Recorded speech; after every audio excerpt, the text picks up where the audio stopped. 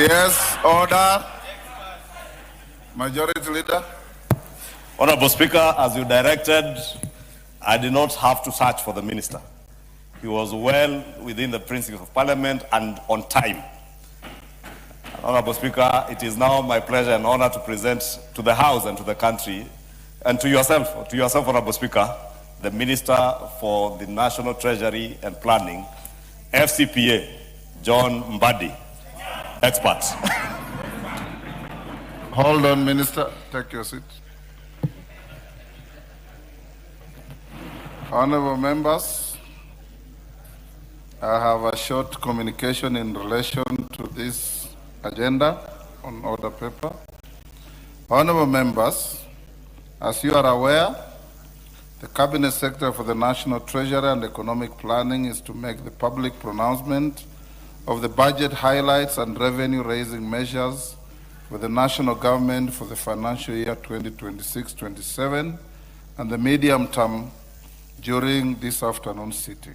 In this regard, and in accordance with the standing orders, I have designated a suitable place in the chamber for that purpose. Honorable members, it is in the tradition of this House to recognize invited guests seated in the galleries of our hallowed chamber. I therefore wish to recognize the presence of the following members of the Cabinet. Honorable Kipchumba Murkomen, EGH, Cabinet Secretary for Interior and National Administration. Honorable Geoffrey Ruku, Cabinet Secretary for Public Service, Human Capital Development and Special Programs. Honorable Soipan Tuya, EGH, Cabinet Secretary for Defense. Honorable Alice Wahome, EGH, Cabinet Secretary for Lands, Public Works, Housing and Urban Development. Honorable Aden Duale, EGH, Cabinet Secretary for Health and Majority Leader Emeritus of this House. Honorable Julius Migos Ogamba, EPS, Cabinet Secretary for Education.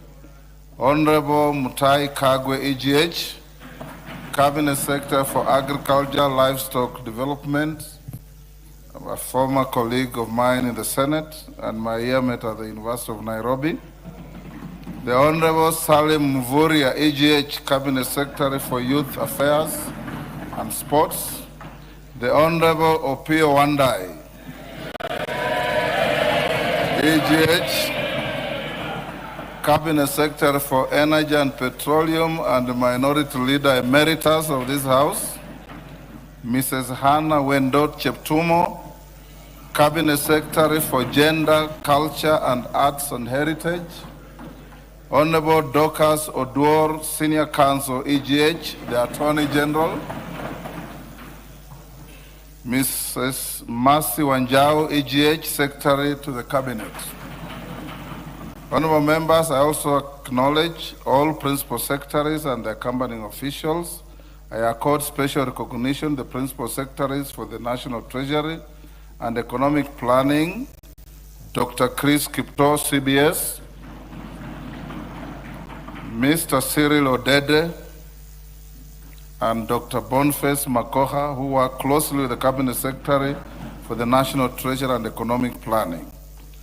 Honorable members, we are also joined by the following judges of the Superior Courts. Honorable Justice Hilary Chemitei, Judge of the High Court. Honorable Justice Mohammed Kulo, Judge of the Environment and Land Court.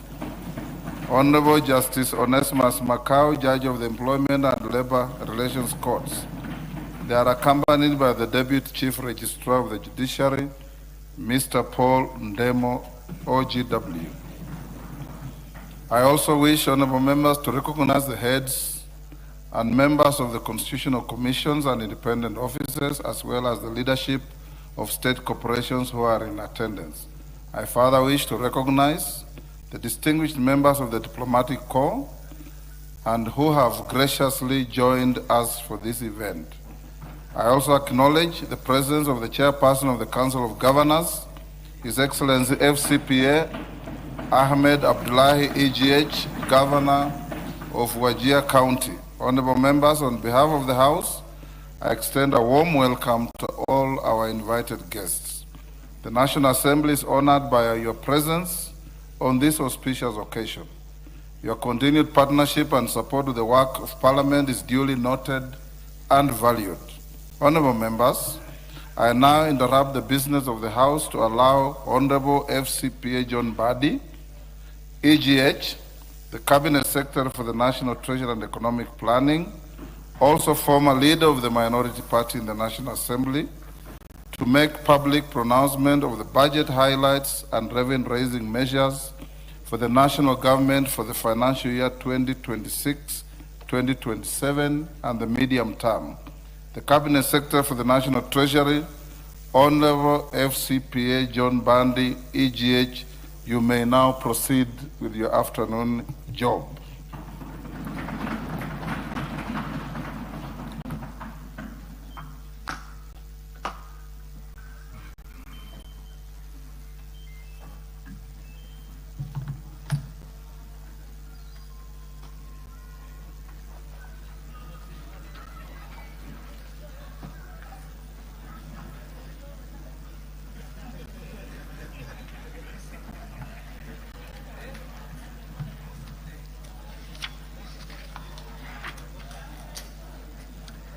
Thank you very much, Mr. Speaker and honorable members of the 13th Parliament of the Republic of Kenya.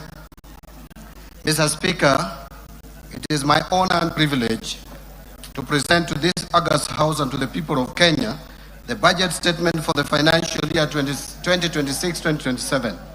I make this statement in fulfillment of the requirements of Section 40 of the Public Finance Management Act, Cap 412A, and Standing Order number 241 of the National Assembly. Mr. Speaker and honorable members, this is the first budget since the passing of the late Right Honorable His Excellency Raila Amolo Odinga, who is fondly remembered as a patriot and national hero, and who steadfastly championed economic justice, democracy, and equal opportunity for all Kenyans. His legacy continues to inspire and guide us as we transform Kenya into a newly industrialized and middle-income economy. In honor of his immense contribution to our country, I would politely request and invite members of this esteemed House to observe a moment of silence, which will take 1 minute. Members be upstanding, guests in the galleries be upstanding.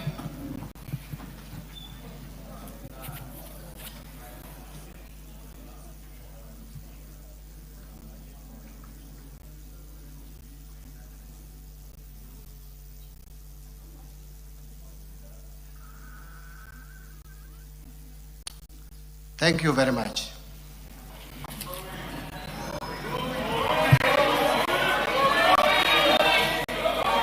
Mr. Speaker, the Right Honorable Raila Amolo Odinga was a key partner to His Excellency the President, Dr. William Samoei Ruto, in the broad-based arrangement.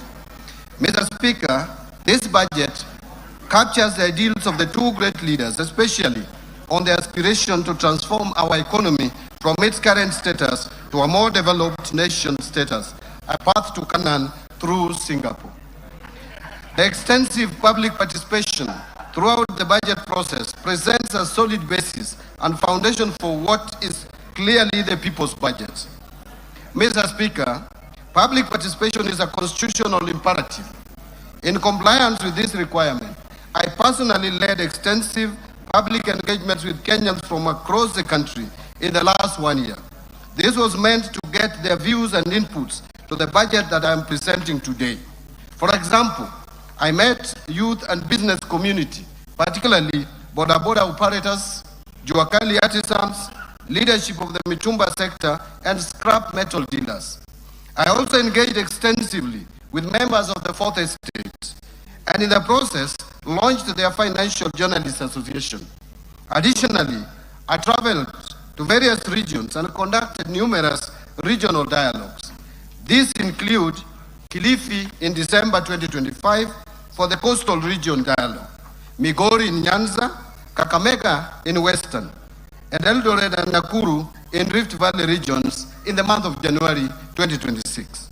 Mr. Speaker, in February 2026, I traveled to Kiambu and Meru counties, while in May 2026, I met the youth and the business community from Kajiado and Nairobi regions. The month of May and June 2026 have been very intense in terms of engagement. Mr. Speaker, besides these regional dialogues, I joined Bunge la Mwananchi community at Jivanji Gardens, Nairobi, and Gumzo la Uchumi Mashinani in Busia County for conversation with faith-based organizations in May 2026. I have also on numerous occasions appeared in a number of television stations expounding on what we are doing and what we intend to do as a government. Further, in the same month of May 2026, I returned to my alma mater, the University of Nairobi, where I had a dialogue with comrades at the Chandaria Auditorium. Mr. Speaker, in my engagements with Mwananchi, I walked into a couple of shops to directly engage with the mobile phone dealers on the proposed tax changes, that is the excise duty on mobile phones. Additionally, last Thursday, 4th of June 2026, I joined a panel of eminent professionals on the Citizen Digital X-Space in unpacking the Finance Bill 2026. The eminent professionals included FCPA Professor Elizabeth Kalunda, the chairperson of Institute of Certified Public Accountants of Kenya, Mr. Fred Kimodo, Deloitte Tax Policy Lead, Mr. Raymond Mulenje, the Chief Executive Officer, Kenya Bankers Association, Mr. Tobias Alando, who is the Chief Executive Officer of Kenya Association of Manufacturers, and Mr. Kwame Owino, the Chief Executive Officer, Institute of Economic Affairs. A total of 15,847 Kenyans tuned in, while live listeners topped 14,249. Mr. Speaker, the message from Kenyans across the country, from our rural villages to our bustling towns and cities, the ordinary Mwananchi is clear and consistent in their messaging. They have genuine expectations from the government. Kenyans want an economy that works for them, an economy where the cost of living is manageable, where opportunities for employment and businesses are expanding, and where the benefits of economic growth are shared widely across society.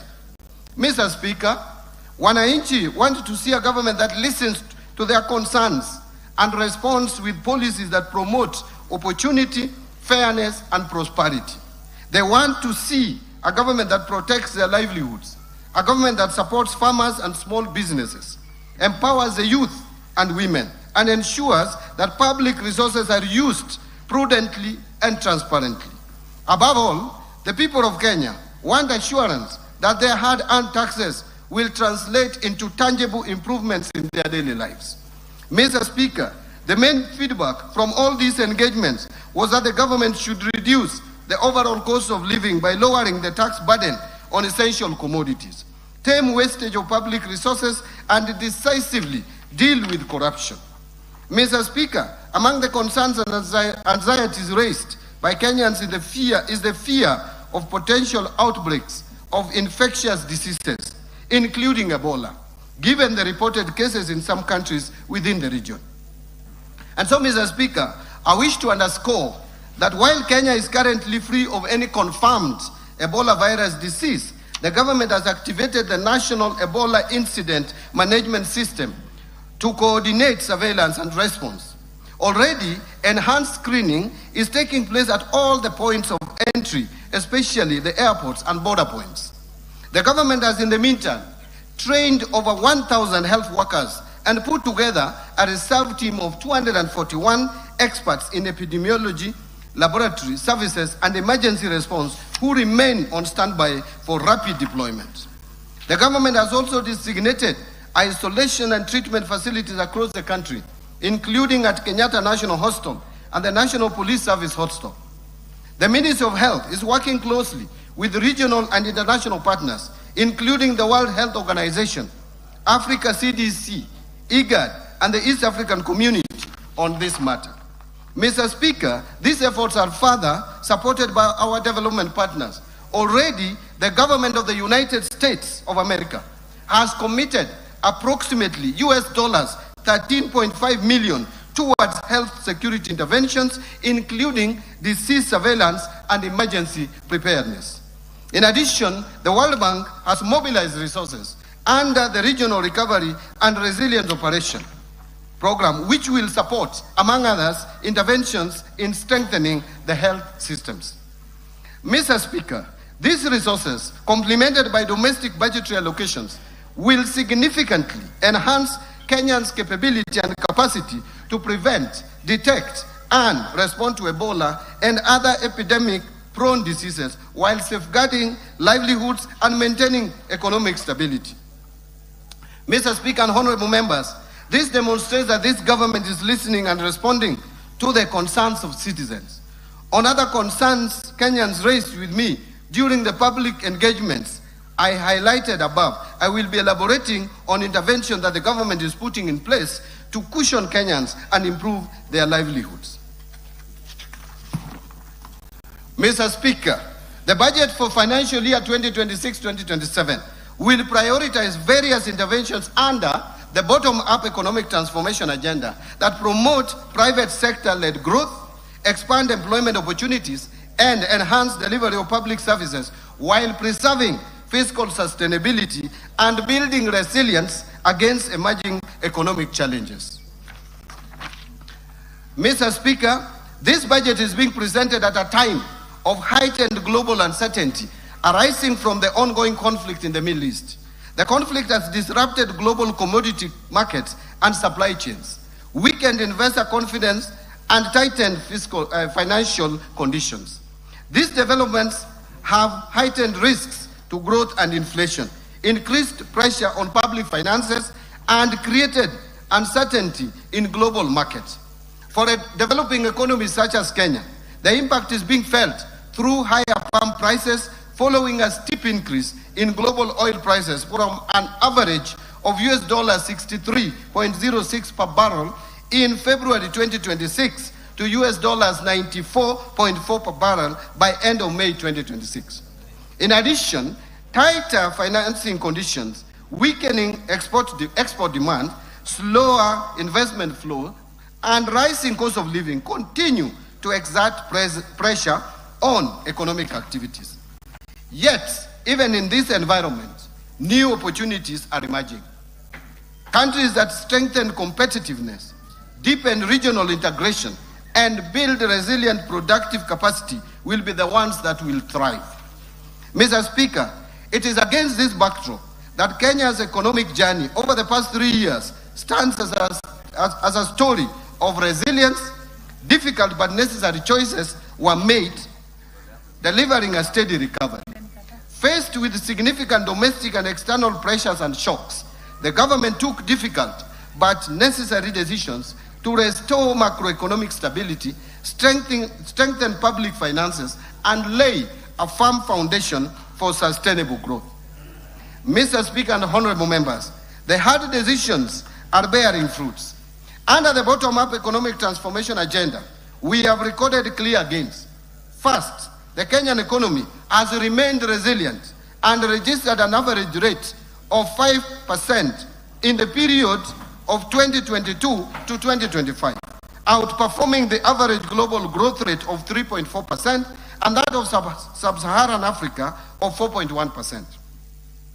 Importantly, macroeconomic stability has been preserved. Confidence in our economy has actually strengthened, and the foundation for sustained growth are now firmly in place. Macroeconomic fundamentals such as inflation and exchange rate have strongly rebounded and are projected to remain stable. Interest rates have declined, supporting growth in private sector credit from the banking industry. We have also accumulated the highest levels of official foreign exchange reserves of US dollars 13.2 billion, which is equivalent to 5.6 months of import cover by May 2026, providing adequate cover and a buffer against short-term domestic and external shocks. Mr. Speaker, let me mention some of the key achievements.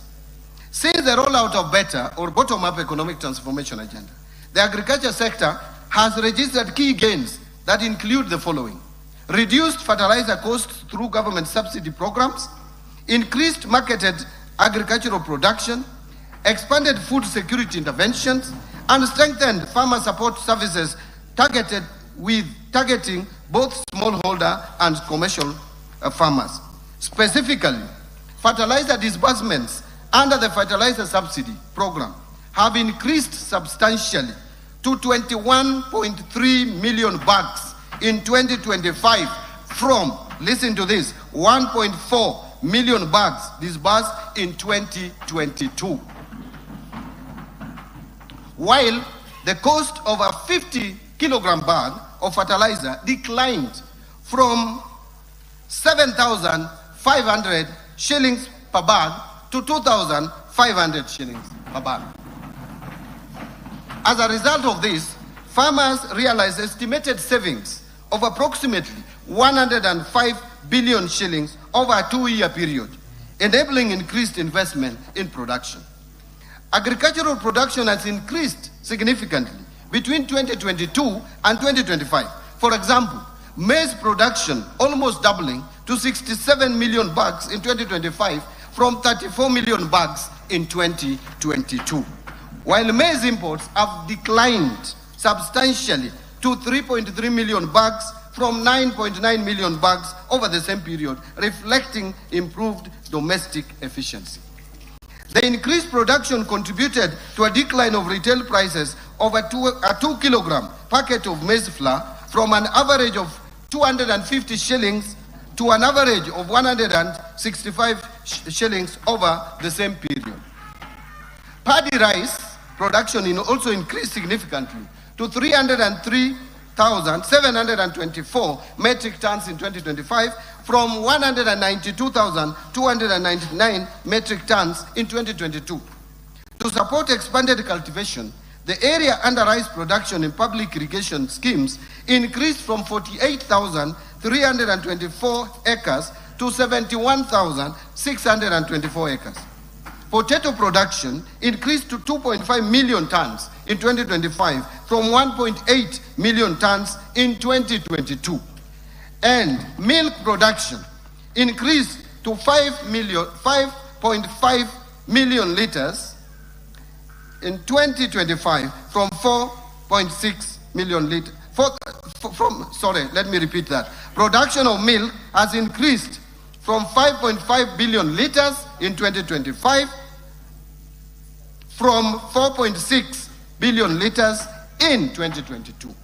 The increased production has improved food security, reduced dependence on food imports, and contributed to more stable food prices and higher farmer incomes.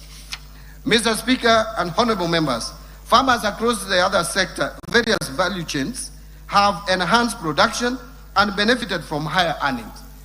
Tea production has grown to 550.4 million kilograms in 2025 from 535 million kilograms in 2022, while tea export earnings rose significantly to Kenya shillings 187 billion from Kenya shillings 163 billion over the same period. To support rehabilitation of aging plantations and expansion of coffee acreage, the government distributed coffee seedlings progressively across the years, including 85,000 seedlings distributed in the financial year of 23-24, 809,000 seedlings in financial year 2024-2025, and 3,127,769 seedlings in financial year 2025-2026, and a further 2,242,769 coffee seedlings under the March to May 2026 long-range program. As a result of these interventions, the area under coffee has increased from 115,500 hectares in 2025 from 109,385 hectares in 2022. In the edible oils industry or sector, the area under edible crops increased significantly to 114,350 hectares in 2025 from 60,000 hectares in 2022, reflecting growing farmer participation and investment in the subsector. Further, Mr. Speaker, interventions under the sugar sector has led to significant growth in both cane production and processing capacity, with the area under sugarcane cultivation increasing by 19.4% and the national sugar production rising to 815,454 metric tons in 2024 from 472,773 metric tons in 2022. Mr. Speaker, having spoken about agriculture, and you can see the kind of improvement that has taken place in agriculture, let me now turn to healthcare. Access to healthcare has expanded substantially through far-reaching reforms aimed at strengthening primary healthcare, improving service delivery, and ensuring sustainable health financing. A total of 31.2 million Kenyans are now registered under the Social Health Authority, compared to about 28 primary care networks have been established and operationalized. A total of 107,831 community health promoters have been recruited and trained, while 16,810 medical interns have undergone internship, bringing healthcare services closer to communities. Mr. Speaker, the government recognizes the critical role the contracted healthcare facilities play in the delivery of healthcare services to Kenyans. It is with this in mind that the government in the current financial year of 25-26 allocated 4 billion for settlement of outstanding National Hospital Insurance Fund pending bills. And going forward, we will settle the balance of the bills that are owed under the defunct National Hospital Insurance Fund and which span over the years. Mr. Speaker, this allocation is specifically designated for settlement of NHIF pending bills owed to contracted health care facilities in accordance with the presidential directive that prioritized the clearance of outstanding obligations for facilities with claims not exceeding 10 million shillings. The claims earmarked for settlement under this allocation have been duly verified and adjudicated and will be fully paid before the close of this financial year, Mr. Speaker. Mr. Speaker, the government will subsequently prioritize payment of the outstanding claims exceeding the 10 million threshold once verified in the next budget. Mr. Speaker, the government has accelerated implementation of the affordable housing program to address Kenya's housing deficit, create jobs, stimulate local manufacturing, support MSMEs, strengthen county economies, and improve the quality of life for millions of Kenyans. Mr. Speaker, through the program, number one, a total of 277,281 housing units have been completed or are under implementation nationwide as at May 2026. Two, the program has also successfully aggregated demand through the Boma Yangu platform, where more than 1 million Kenyans have registered their interest in home ownership, demonstrating both the scale of housing demand and growing public confidence in the government housing agenda. And I hope they will not listen to other voices outside there. Number three, to improve living conditions for students and support the expansion of higher education, the government has packaged 177,686 students' beds for development across universities, while 22,512 institutional housing units are under construction for our disciplined forces, teachers, healthcare workers, and other public servants. Number four, the program has also created over 640,442 jobs across the housing value chain through construction activities, professional services, manufacturing, logistics, and supporting industries. And of course, these are Kenyans who would be jobless if we didn't have their housing program. And number five, under the Modern Markets program, a total of 476 markets have been packaged for development nationwide, with 354 already under implementation. This will provide dignified trading spaces and support entrepreneurship, and that is the bottom-up economic transformation agenda. Mr. Speaker and honorable members, the government continues to implement a number of interventions to empower our youth. And in particular, the government has, 1, constructed 4 youth empowerment centers in Mwea, Chepalungu, Dagoretti North, and Mandera South constituencies. In addition, 25 youth empowerment centers have been equipped, bringing the total to 156 youth empowerment centers across the country. Number 2, the government has also enhanced skills development and wealth creation through provision of loans to 93,559 youth entrepreneurs through the Youth Enterprise Development Fund. Additionally, 91,253 youth have benefited through startup grants under the National Youth Opportunity Towards Advancement (NYOTA) program. The NYOTA program has also supported 51,604 youth through on-job experience in 26 counties across the country. And number 3, government has also implemented Vijana Vuka na Afya project in Nairobi, Kisumu, and Mombasa, where 72,623 youths have benefited from subsidized sexual reproductive health services. Mr. Speaker, in support of the creative economy, the government has established 3 film hubs in Dedan Kimathi University in Nyeri, and also in Bomet and in Migori counties, and fully equipped them with film production equipment. Additionally, a cinema theater has been established at Dedan Kimathi University of Technology with a capacity of 150 audiences. Further, to reach more youth, particularly in rural areas, a cinema Mashinani program has been rolled out. The government has also facilitated the production of 1,745 local and foreign films in Kenya and trained 1,847 filmmakers. Mr. Speaker, to further empower the youth, the government, in partnership with the United Nations Development Program, has developed the NextGen.ke initiative that will provide recently graduated youth with paid internship opportunities in the private sector, enabling them to acquire practical workplace experience and market-relevant skills. And I personally led the negotiation on this score.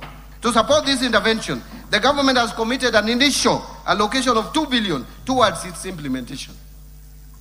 Mr. Speaker, given the scale of the youth employment challenge, the government further calls upon development partners, the private sector, philanthropic organizations, and other stakeholders to join this national effort, acknowledging that the task of creating opportunities for Kenya's youth extends beyond the capacity of government alone and requires a broad-based partnership for sustainable impact. Honorable members and Mr. Speaker and honorable members, to support MSMEs, the government has moved deliberately to put affordable credit, markets, and shared infrastructure directly into the hands of the enterprises and the young people at the base of the economy. To expand access to affordable credit, the government set up the Hustler Fund in 2022. Since then, the fund has actually disbursed 87 billion Kenya shillings to 28 million accounts and given 4.5 million people previously unscored or blacklisted Kenyans a formal credit history for the first time. Mr. Speaker, under the NYOTA program, more than 5.6 billion has been invested in business skills training, mentorship, and startup capital, benefiting at least 84 youths in each of the country's 1,450 wards. And to promote value addition, the government has equipped 214 industrial development centers in our constituencies and opened regional markets to more than 1,100 of our enterprises, creating over 23,000 direct and indirect jobs. This is the bottom-up transformation at work, and in the coming year, we will scale it further. Mr. Speaker, the sustained investment by the government since 2022 has improved infrastructure development, thereby enhancing connectivity, boosting manufacturing, facilitating trade, and enhancing access to markets and essential services. Key achievements in this sector include the following. 1, expansion of road network across the country with over 2,669 kilometers of roads constructed and more than 132,000 kilometers maintained. Number 2, increase country's installed electricity generation capacity to 3,272 megawatts as at April 2026, with additional capacity expected from the 35 megawatts Globek power plant. To improve energy security and reliability, the government has modernized substations, strengthened the national grid, reduced system losses, and enhanced regional power interconnections. As a result, 73.45 kilometers of transmission lines and associated substations were constructed, while 200 kilometers of transmission lines were energized, including the Lesos, Kabarnet, Kitui Wote, and Sondu Homa Bay lines. In addition, 330 kilometers of distribution lines and 7 associated substations were also completed.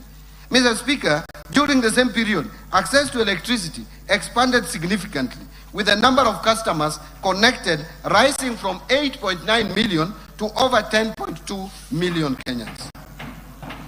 And number 3, industrialization is currently gaining momentum, with 10 county aggregation and industrial parks constructed over the last 3 years to support value addition and create employment opportunities across the counties.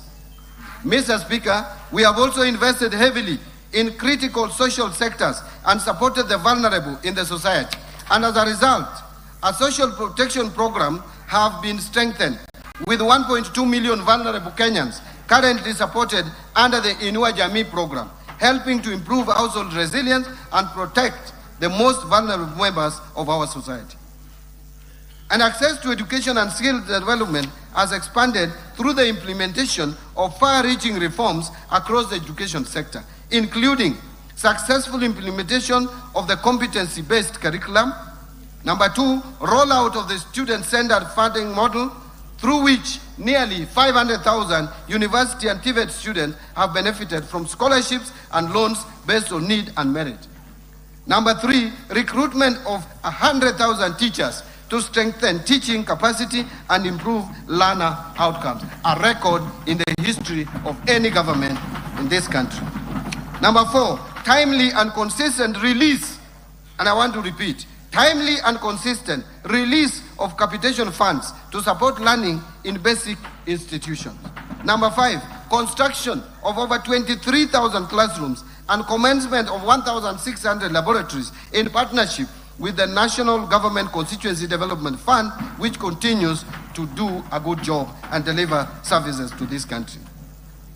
Revitalization of technical and vocational education and training, with enrollment increasing from 562,499 trainees in 2022 to currently 825,484 trainees in 2025. Mr. Speaker, access to clean and safe water has improved, with an additional 6 million Kenyans gaining access to water services through investment in key projects, thus enhancing public health and supporting economic activity.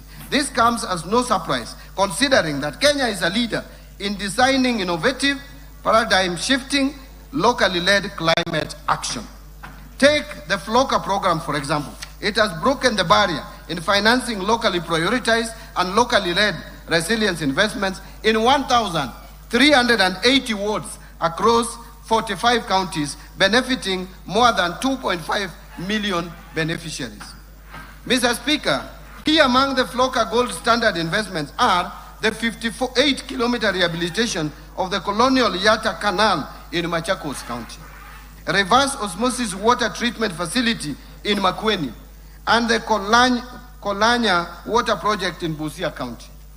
As a matter of fact, Kenya is the leading beneficiary of the Green Climate Fund, with a total of 37 projects approved and with a portfolio of more than $1 billion, a remarkable achievement that led Kenya's identification as the host of Green Climate Finance Africa Region Office. Mr. Speaker, the government has made strides in the blue economy. Gains made under it includes fish landing sites. 5 coastal counties have modern landing sites under development. Mwape in Kwale, Kenya shillings 255 million. Kidongo in Mombasa, 175 million shillings. Kilifi Central, 275 million. Kipini in Tana River, 151 million. Mokowe in Lamu, 239 million. Each of the sites includes ice and cold storage facilities, boat docking areas, processing points, abolition blocks, market stalls, and waste management system, supporting fish preservation, trade, and employment. These projects are scheduled for completion by June 2026. Also included in these gains is the lake site. There are 4 fish landing sites, 9 sites along Lake Victoria, including Asat, Ogal, Bumbe, Wichlum, Asembube, Wakula, Mainuga, Nyandiwa, and Gorkachola at 1.49 billion by end of June 2026. Along Lake Turkana is also the Kalokol fish landing site, 182 million. Contractor on site includes docking facilities, cold storage and ice plants, fish processing areas, and market support infrastructure. There is also Lower Engak Fish Market, 185 million. Contractor on site features cold storage, hygienic market stalls, and processing facilities to support fishers and traders. This is the inclusion that we need in this country. Mr. Speaker, the arid and semi-arid lands in the northern Kenya region has historically been marginalized. And to drive inclusion and transform the region, the government is implementing various interventions targeting infrastructure development and social inclusion programs. These include construction of a 750-kilometer northern Kenya gateway corridor that connects 3 expansive counties of Isiolo, Wajir, and Mandera to boost regional connectivity and trade. Under this, there are various ongoing roads that government is implementing with the support of development partners. Mr. Speaker, the government is also implementing various water interventions in the region through drilling and equipping of boreholes, construction of dams and water pans, and expansion of bulk water supply systems. Further, key interventions in the education sector include recruitment of 5,000 teachers in the hard-to-reach areas, integration of alternative learning systems like Duksi or Islamic religious schools and madrasa into formal education framework, construction of low-cost boarding facilities and dormitories in this region, provision of scholarships to protect vulnerable students from dropping out, and implementation of TVETs to equip pastoralist youth with hands-on skills. Finally, Mr. Speaker, devolution has been strengthened through the consistent and timely disbursement of resources to county governments, ensuring continuity in service delivery and implementation of county development programs.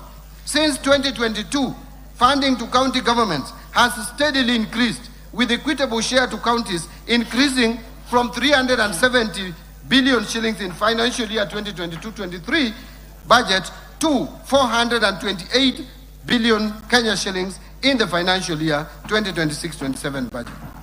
Total county allocations that include shareable revenue and additional allocations from the national government allocations, as well as donor proceeds, has therefore increased from 392 billion to 502 billion over the same period.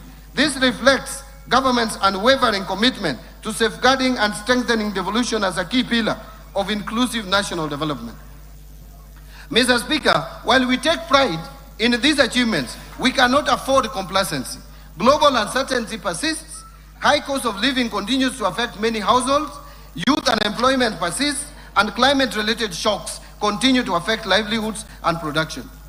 Mr. Speaker, our task is therefore clear: to solve the many problems facing Kenyans by sustaining targeted interventions and better in order to accelerate job creation for our youth, grow investment and trade, and deepen economic resilience. Accordingly, Mr. Speaker, we chose the theme of the financial year 2026-27 budget as sustaining the bottom-up economic transformation agenda for resilient and inclusive growth amid global uncertainty. This theme aligns with the current challenges and priorities of the government. And Mr. Speaker, as we move forward in implementing the government's transformation agenda, we remain mindful of all the concerns raised by Kenyans on the prevailing fiscal environment and the need for continued prudence in the management of public resources. The current fiscal position, that is characterized by narrowing fiscal space, calls for careful prioritization and disciplined execution of government programs. Mr. Speaker, let me speak plainly about the fiscal reality we face. Kenya's infrastructure financing deficit stands at approximately $5 billion every year. That's about 650 billion Kenya shillings. Our development budget, while growing, cannot close that gap alone. The era of financing every road, every power line, and every dam through government borrowing and taxation is over. Not because we lack ambitions, but because we have learned from the consequences of that model. Debt finance infrastructure has left us with more debt service obligations that crowd out the very spending our people need most on health, education, and social protection. So, Mr. Speaker, we are going to build better. We are shifting from a model where government borrows to build to enhanced use of the public-private partnership and the recently established National Infrastructure Fund in funding priority infrastructure through private sector finances. That is the foundation on which this government's infrastructure program rests. Mr. Speaker, the Rironi-Nakuru Summit Expressway stands as proof. Construction of the expressway is now underway, and Kenyans will be driving on a modern 4 to 6 lane expressway once completed. Thank you. What makes this project truly historic is not the speed of delivery, it is how it was financed. Through the participation of the National Social Security Fund, both as a debt and equity investor, alongside international investors, a major national highway is being built with Kenyan capital by Kenyan workers. I now turn to economic policy context. And I want to speak about the global context. Mr. Speaker, this budget, as I said earlier, has been prepared amidst heightened uncertainties associated with ongoing conflict in the Middle East. The conflict has disrupted critical energy infrastructure and major shipping routes, including the Strait of Hormuz, thereby exerting pressure, upward pressure on prices of energy and food.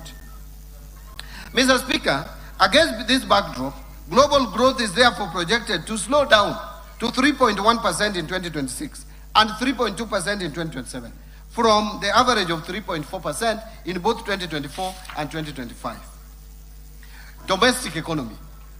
Back home, Mr. Speaker, notwithstanding the challenging global environment, the Kenyan economy has remained largely resilient, and the economy grew at an average of 5% in the period 2022 to 2025, outperforming the average global growth of 3.4% and that of sub-Saharan Africa of 4.1%. This performance reflects sound macroeconomic policy management, particularly prudent monetary and sound fiscal policies, sustained structural reforms, and the increasing diversification of the economy, which has enhanced its capacity to withstand severe shocks. Mr. Speaker, in 2025, the economy grew by 4.6% compared to a growth rate of 4.7% in 2024. This growth was supported by positive growth in all the sectors. All the sectors of the economy at least registered positive growth. The outlook for 2026 has been revised downwards, however, to 5% from the earlier projection of 5.3%, reflecting the adverse impact of the ongoing conflict in the Middle East to domestic economic activities. The economy is projected to maintain the momentum in 2027 with a projected growth rate of 5.2%. So, Mr. Speaker, macroeconomic indicators remain broadly stable through the emerging external pressures, though the emerging external pressures continue to impact domestic prices. And in particular, overall inflation increased to 6.7% in May 2026 from 5.6% in April and from 3.8% in May 2025 due to higher energy prices arising from the elevated global oil prices, but remained within the target range of plus or minus 2.5% over and above 5%. Inflation is expected to remain within the target range in the near term, assuming a de-escalation of the conflict in the Middle East and supported by appropriate monetary policy actions and government interventions. Expected stability in food prices due to favorable weather conditions and the stability in the exchange rate. Mr. Speaker, in April 2026, the government has deployed targeted stabilization measures to cushion consumers from the full impact of rising global fuel prices. These interventions include use of resources in the Petroleum Development Levy Fund to subsidize the fuel pump prices. And in addition, the government lowered the VAT rate on petroleum products for 3 months from 16% to 8%. Mr. Speaker, monetary conditions have eased considerably. This follows reduction in the central bank rate from 11.25% in December 2024 to the current rate of 8.7%. And I'm happy the CBK maintained the same rate for the time being. As a result, interest rates have declined over the same period. The 91-day Treasury bill rate declined about 8.3% in May 2026 from 10.3% in December 2024. Similarly, average commercial banks lending rates declined to 14.5% in May 2026 from 16.9% in May 2025 and 17.2% in November 2024. Reflecting the decline in the lending rates, credit to the private sector expanded by 9.3% in the year to May 2026 from 2% in the year to May 2025 and a contraction of 1.4% in December 2024. The external sector remains resilient despite emerging risks. The current account deficit is projected at 3% of GDP in 2026 compared to 2.1% of GDP in 2025, reflecting the higher international oil prices, lower receipts from services, slower growth in remittance inflows, and reduced exports. This is due to the adverse impact of the ongoing conflict in the Middle East. At the same time, official foreign exchange reserves remains adequate, as I mentioned, at USD 13 billion in May 2026, equivalent to 5.6 months of import cover, and continues to provide adequate cover and a buffer against short-term domestic and external shocks. The exchange rate has also remained broadly stable, averaging 129.4 shillings per US dollar in May 2026. And activities in Nairobi Securities Exchange have improved over the past 1 year. The Nairobi Securities Exchange 20-share index rose by 59.9% to 3,491 points in May 2026, up from 2,183 points in May 2025, while market capitalization expanded by 61.6% to 3,412 billion from Kenya shillings 2.11 billion over the same period, trillion over the same period.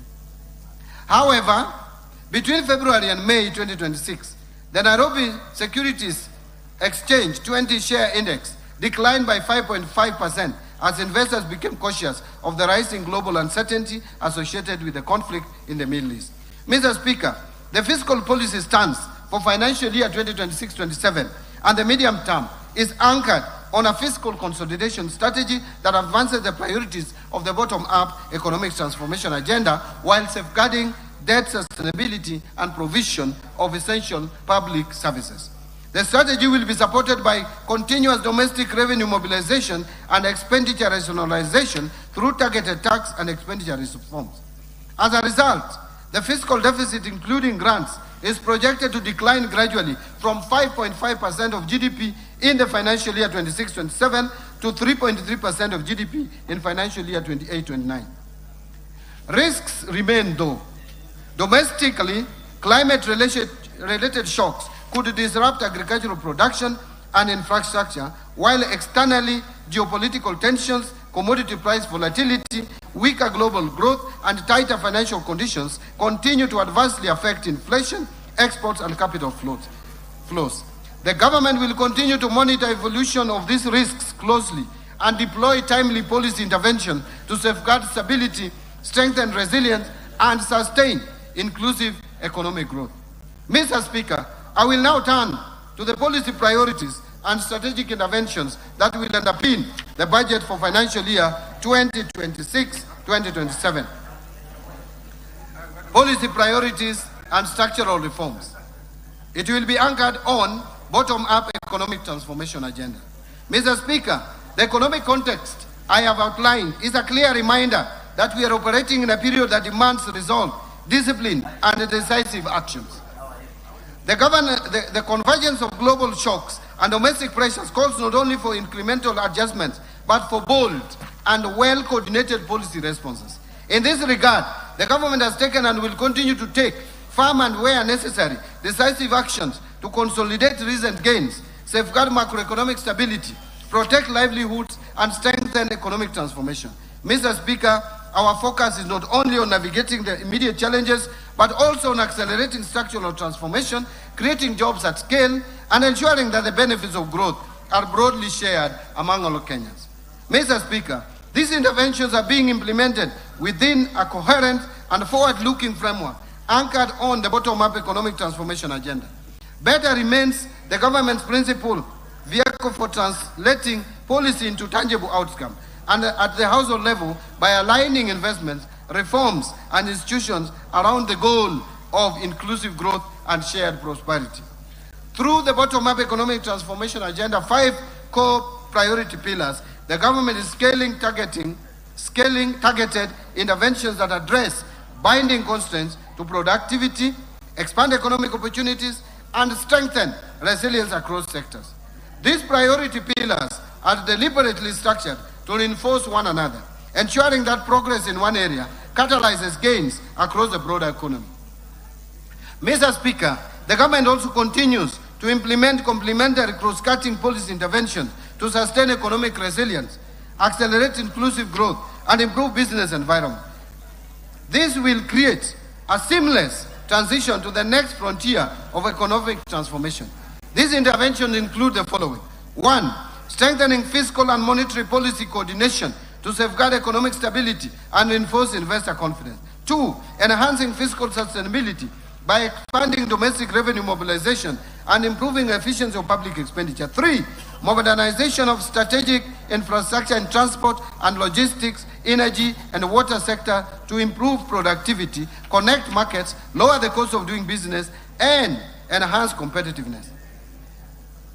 4, supporting industrial development, trade, tourism, blue economy, MSMEs, and innovation to accelerate job creation, broaden economic opportunities, and transform Kenya's economy to a net exporter of goods and services. 5, strengthening environmental conservation and climate change, mitigation and adaptation measures to promote sustainable development and resilience.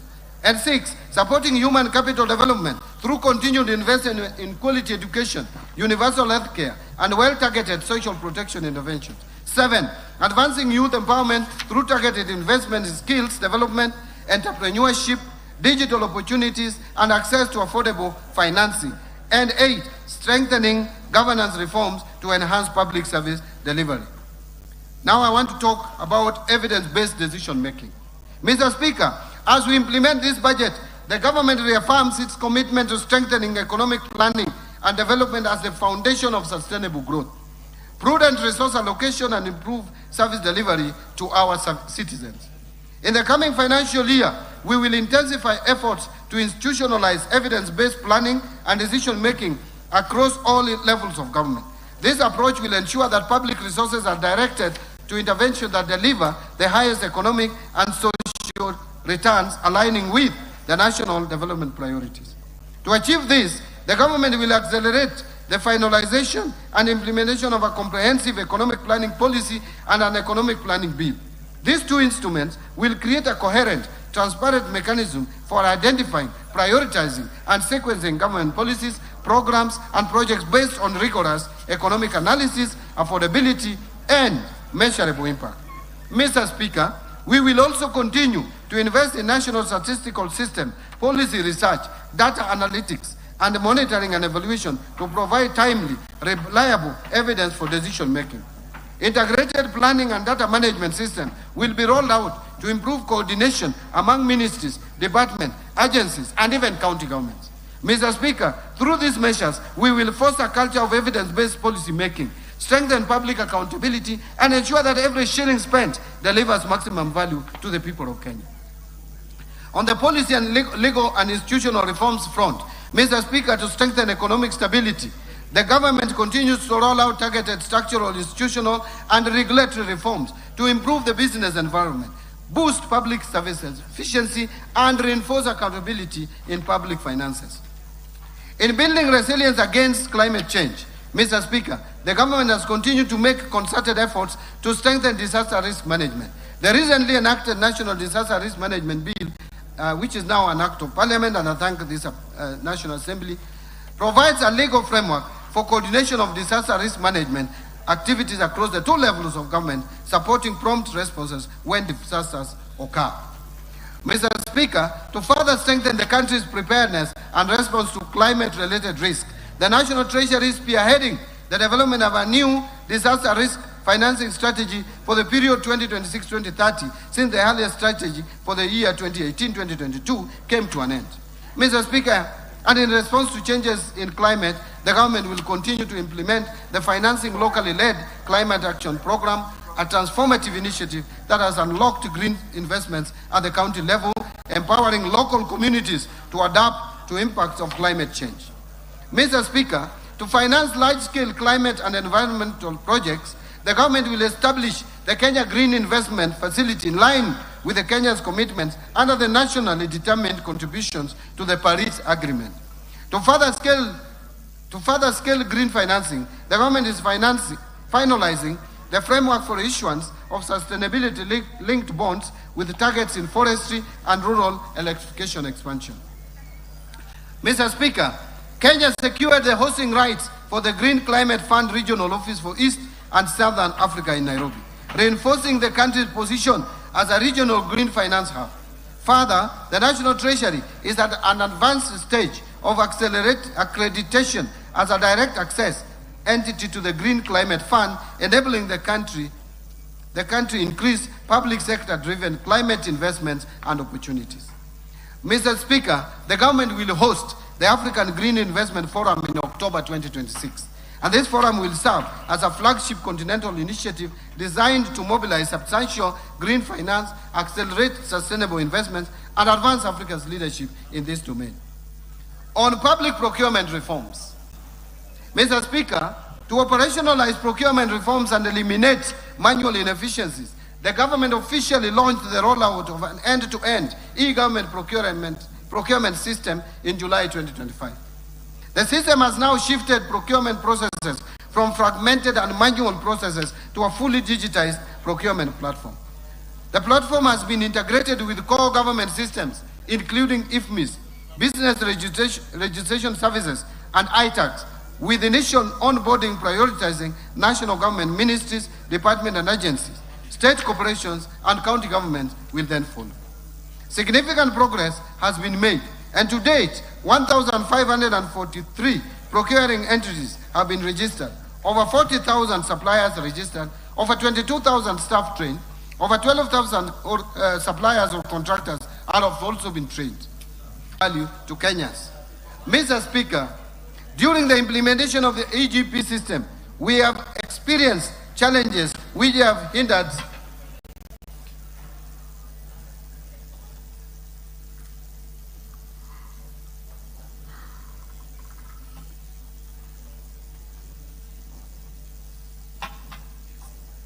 Thank you.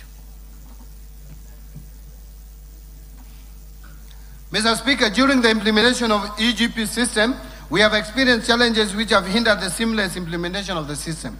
Some of these challenges include resistance from users and litigation in the courts. Mr. Speaker, to further strengthen our procurement framework, the government developed the Public Procurement and Asset Disposal Bill, Amendment Bill 2026, among the key reform areas in the bill, which include mandatory disclosure and reporting requirements, promotion of local content, and preference and reservation schemes, especially for youth, women, and persons with disabilities, and provision of a stronger legal basis for electronic procurement and framework contracting. Mr. Speaker, I submitted this bill of 2026 to Parliament for consideration and approval. I urge the House to favorably consider the bill. I want to now speak about the reforms under the state corporations. Mr. Speaker, state corporations remain a cornerstone of Kenya's development architecture, delivering essential public services and catalyzing strategic investments. Mr. Speaker, I mentioned in my statement last year that the government embarked on a comprehensive reforms which target to streamline mandates, strengthen governance, enhance accountability, and improve operational efficiency of state-owned enterprises. Mr. Speaker, the implementation of the reforms is ongoing through a multi-agency technical working committee. In the first phase, the committee considered 23 mergers, 16 dissolutions, 7 transfers of functions back to ministries, departments and agencies, and the declassification of selected state corporations. Mr. Speaker, under phase 1 of the reforms, the committee has finalized the review of enabling legislation of the affected state corporations and drafted appropriate bills where necessary. Review of the staff complements, skills and placement deployment of those affected so as to facilitate a smooth transition and documentation of assets and liabilities of the entities identified. I submitted to this House the draft bill supporting the implementation of the reforms under phase 1, and I urge the honorable members to favorably consider the bills to enable timely implementation of the reforms. Now let me speak about the new kid in the town, government-owned enterprises.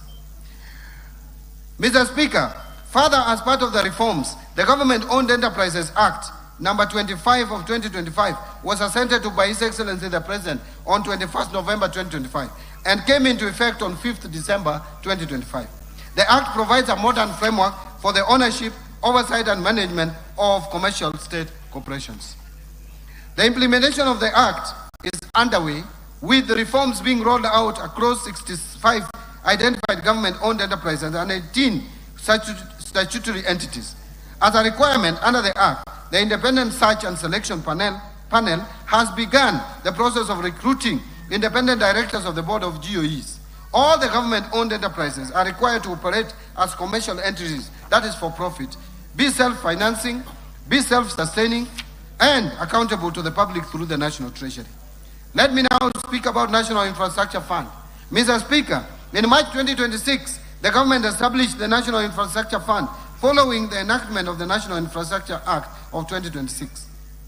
The NIF is an innovative mechanism for scaling up infrastructure development by mobilizing private capital and expertise to execute commercially viable infrastructure projects while reducing reliance on taxation and debt. The fund will promote growth of pension funds, sovereign wealth funds, private equity, banks, development finance institutions, among others, to finance large-scale and long-term projects. In this respect, Mr. Speaker, the proceeds from privatization will be channeled into the fund, that ensuring transparent revenue flow in financing national priority projects, including national highways, airports, seaports, electricity generation, ICT, water and irrigation, and agribusiness. As a start, the proceeds from the March 2026 IPO of Kenya Pipeline Company of 106 billion Kenya shillings, as well as the expected 204 billion Kenya shillings from the partial divestiture of the government's stake in Safaricom to Vodacom, will form the seed capital to the fund.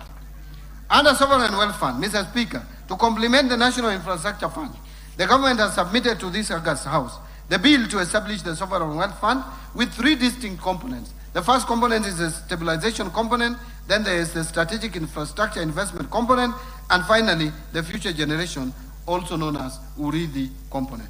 And this fund will bring into operation Article 201 of the Constitution on intergenerational equity by ensuring that natural resources wealth is invested productively and spread equitably to both current and future generations. Let me now talk about speak to sugar reforms, or the reforms in the sugar sector. Mr. Speaker, the government has also taken practical steps to deliver its promise to modernize the sugar mills and transform these once struggling factories into productive, sustainable enterprises. The sugar sector reform program has been significantly progressed following the implementation of the government leasing framework for state-owned sugar companies. The leasing process has since been successfully concluded, with investors having fully taken over operations of the sugar factories, namely Chemelis Sugar Company, Moroni Sugar Company, South Nyanza Sugar Company, and Zoia Sugar Company. Mr. Speaker, since the resumption of operations, substantial investments have been undertaken towards rehabilitation and modernization of the factories, resulting in significant revamping of the mills and improvement of operational capacity. These initiatives are expected to enhance efficiency, restore profitability, and protect the livelihoods of farmers.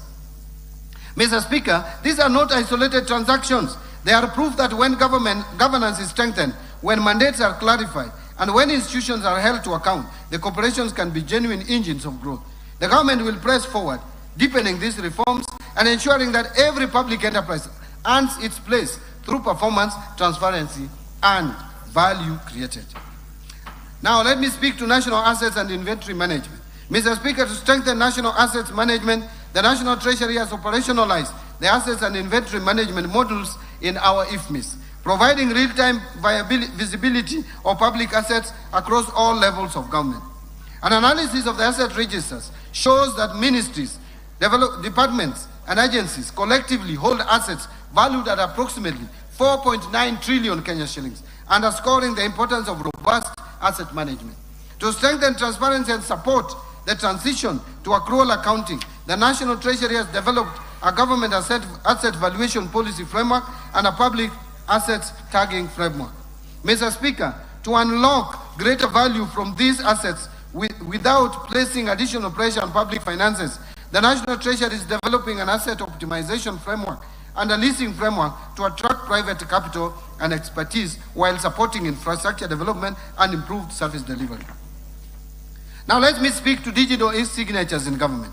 Mr. Speaker, in line with the digital transformation agenda, the government has also embarked on reforms to modernize and harmonize the legal and regulatory framework governing secure digital identities, electronic signatures, electronic seals, and time stamping services. Excuse me. Mr. Speaker, to make this a reality, I will in the next financial year submit to this House necessary amendments to the Public Finance Management Act and Kenya Information and Communications Act, as well as the attendant regulations. This will make use of electronic signatures, electronic seals, and time stamping services a reality in government, thereby creating efficiency in service delivery. Mr. Speaker, let me speak to something that has been troubling, the pending bills. Mr. Speaker, as I informed this House in my statement last year, the pending bills verification committee was established in November 2023 to review and validate outstanding claims and provide a credible basis for settlement. The committee has since concluded its work and analyzed a total of 91,911 pending bill claims valued at over 637 billion shillings. Following this verification exercise, 29,885 claims amounting to 235.6 billion have been recommended for settlement. Of this amount, Kenya shillings 80.3 billion has already been settled through securitization in the road sector, leaving a verified outstanding balance of 155.3 billion Kenya shillings for other sectors. Mr. Speaker, to settle the verified outstanding balance of 155.3 billion Kenya shillings, the National Treasury has proposed a balanced and sustainable settlement strategy, which includes a combination of direct budgetary allocations and securitization. The proposal is to settle the verified outstanding balance of 155.3 billion over 2 years, starting with the financial year 2026-2027. Mr. Speaker, in the financial year 2026-27, the National Treasury is proposing a budgetary provision of 68 billion to settle the verified pending bills to suppliers and contractors owed by the government for amounts of up to 100 million shillings. This provision will also partly settle suppliers or contractors whose pending bills exceed 100 million shillings, ensuring that no supplier is excluded. With the settlement of this 68 billion worth of claims, the government will have settled 99% of the verified outstanding pending bills, representing 63% of the total value, a tremendous progress.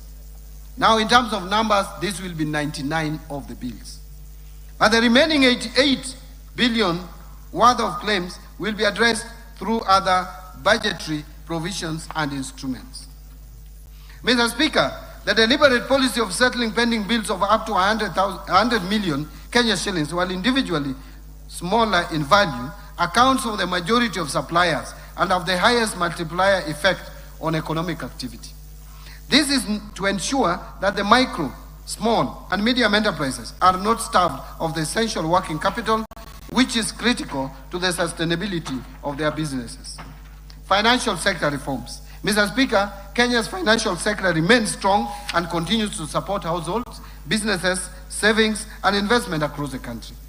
Mr. Speaker, today, the banking sector remains strong, very stable and profitable, supported by adequate capital and liquidity buffers. In the year to March 2026, total banking sector assets grew by 13.8% from 7.7 trillion to 8.7 trillion, and profitability increased by 13.6% from 73 billion Kenya shilling to 83.5 billion. Mr. Speaker, to strengthen the banking sector's resilience, deepen competition, and improve access to credit for households and businesses, the government is implementing the following reforms. 1. Progressive increase in minimum core capital requirements for commercial banks from 1 billion to 10 billion by December 2029. 2. Lifted the moratorium on licensing of new commercial banks effective 1st July 2025. 3. Implementation of the revised risk-based credit pricing model anchored on the Kenya shilling overnight interbank average to enhance transparency and fairness in loan pricing and strengthen monetary policy transmission. And number 4, implementation of the banking penalties regulations 2025 to strengthen enforcement, governance, accountability, and compliance in the banking sector. Mr. Speaker, to strengthen banking sector's resilience and stability, the Business Laws Amendment Act of 2024 requires commercial banks to progressively raise the minimum core capital from 1 billion to 10 billion Kenya shillings by 2029 through targeted milestones. Raising the minimum core capital, it is prudent that this transition be managed in a manner that is least disruptive to credit access and financial services delivery, particularly to the micro, small, and medium enterprise segment and other niche markets currently served by the banking industry. Mr. Speaker, to allow flexibility in achieving this objective and following wide consultation, especially with Kenya Bankers Association, I will be proposing amendments to the timeline specified in the Business Laws Amendment Act of 2024 to allow commercial banks raise the minimum core capital to 10 billion by 31st December 2032 without their new annual milestones. This will provide the flexibility necessary for institutions to pursue measured, commercially sound, and market-sensitive capital-raising strategies in a manner that preserves shareholder value and sustains investor confidence. Mr. Speaker, to make it easier and cheaper for Kenyans and businesses to send and receive money across East Africa region, partner states are working to connect their financial system as per the East African Community Payment System Master Plan of 2025 so that transactions are faster, more affordable, and more efficient to support trade and regional integration. Mr. Speaker, to safeguard the country against illicit financial flows, the government has over the last 2 years undertaken far-reaching reforms aimed at strengthening our anti-money laundering, counter-financing of terrorism, and counter-proliferation financing framework following the country's placement on the Financial Action Task Force Grey List in February 2024. These reforms include the adoption of the Virtual Asset Service Providers legal framework, strengthening beneficial ownership transparency, enhancing risk-based supervision across financial and designated non-financial business and professions sectors, improving interagency collaboration, and increasing investigations, prosecutions, and asset recovery efforts relating to money laundering and terrorism financing offenses. Further, Mr. Speaker, reporting institutions have continued to enhance compliance with AML and CFT obligations, thereby reinforcing the integrity and resilience of our financial system. Mr. Speaker, Kenya has actually made substantial progress in addressing the action items under the FATS Action Plan, with only a few outstanding measures remaining as we approach the conclusion of the implementation period. The government remains fully committed to finalizing the remaining reforms and securing Kenya's exit from the grey list at the earliest opportunity. These achievements demonstrate our unwavering resolve to align Kenya with the international best practices, safeguard the country against illicit financial flows, and strengthen investor confidence in our economy. And Mr. Speaker, the government is also supporting innovation in financial services through the implementation of the Virtual Asset Service Providers Act of 2025 And in this regard, we have developed regulations to govern virtual asset service providers. The regulations framework ensures that new technologies operate in a safe and regulated environment that protects users, strengthens financial stability, and encourages responsible innovation. Under capital markets, Mr. Speaker, I have the following to say. The government continues to implement measures to deepen and broaden capital markets in order to mobilize savings for productive long-term investment. These efforts have continued to yield results, with the Nairobi Securities Exchange recording exceptional performance in 2025. Mr. Speaker, the capital market supported the recent initial public offering by the Kenya Pipeline Company and its subsequent listing at the Nairobi Securities Exchange in March 2026. Further, the capital market supported recent issuances by various companies to raise capital. These include 44 billion Kenya shillings, billion Kenya shilling Sharia-compliant leasing bond for infrastructure financing. The Safaricom's Kenya shillings 20 billion green bond to support 5G expansion. The East Africa Breweries PLC Kenya shillings 16.8 billion medium-term note program, and the Kenya shillings 3.4 billion by Spearhead Africa Infrastructure Fund to support long-term infrastructure financing across the region. Mr. Speaker, innovation in market access has advanced significantly with the launch of ZD trading application integrated into the M-Pesa platform. And this groundbreaking platform enables Kenyans to conveniently buy and sell securities through their mobile phones, marking a major milestone in financial inclusion and retail investor participation. Mr. Speaker, Kenya is emerging as a key player in the carbon credit space, leveraging its rich natural resources and a strong base in renewable energy to participate in global climate markets. To actualize formal trading of carbon credits, the government is preparing carbon credit regulations, and these regulations will allow the government and private sector players to benefit through trading of carbon credits generated in Kenya and the region. And Mr. Speaker, in my recent public engagements, coffee farmers raised concerns of continued exploitation by middlemen in the marketing and pricing of their coffee. Mr. Speaker, I want to assure Kenyans that through the reforms the government is implementing at the Nairobi Coffee Exchange, the exploitative middlemen have been eliminated, ensuring farmers retain a much larger share of the export price of their coffee. Farmers today are able to sell their coffee directly at the exchange, supported by their various brokerage firms, majority of whom are owned by the farmers through their cooperative societies. The Nairobi Coffee Exchange has also enabled price discovery, thereby improving earnings by the coffee farmers. And to further support prompt payment of coffee sold through Nairobi Coffee Exchange, the government introduced the direct settlement system that has reduced payment delays across the coffee value chain. Mr. Speaker, coffee's traceability is today a reality. Through the Nairobi Coffee Exchange trading platform and the direct settlement system, cataloging and invoicing, every coffee lot has a unique identification, milling data, warehouse records, auction sales, and buyer data that can be accessed, allowing traceability of coffee from the farm to the buyer. This has created greater buyer confidence of the origin, quality, and authenticity of Kenyan coffee by eliminating coffee laundering. On pension reforms, Mr. Speaker. Mr. Speaker, delayed pension processing has for long been a source of frustration and hardship for retiring public servants. A civil servant who has dedicated their career to public service deserves timely and dignified access to their retirement benefits. Mr. Speaker, to hasten the processing of pension claims, I launched the e-pension management information system on 1st June 2026. Following this launch, we have now discontinued manual submission of pension claims unless expressly authorized by the National Treasury. Mr. Speaker, to ensure this reform delivers a lasting impact, ministries, departments, and agencies are now required to initiate pension claims at least 9 months before a public officer's retirement date. This will facilitate resolutions of late or incomplete submission of pension claims ahead of the retirement date for our employees. Further, the National Treasury, in collaboration with the Kenya School of Government, will institutionalize electronic pension management information system training as part of a continuous capacity building program to ensure sustained competency in pension administration across the public sector. Insurance reforms. Mr. Speaker, to expand access to insurance, The Insurance Regulatory Authority licensed 5 micro-insurance companies in financial year 24-25.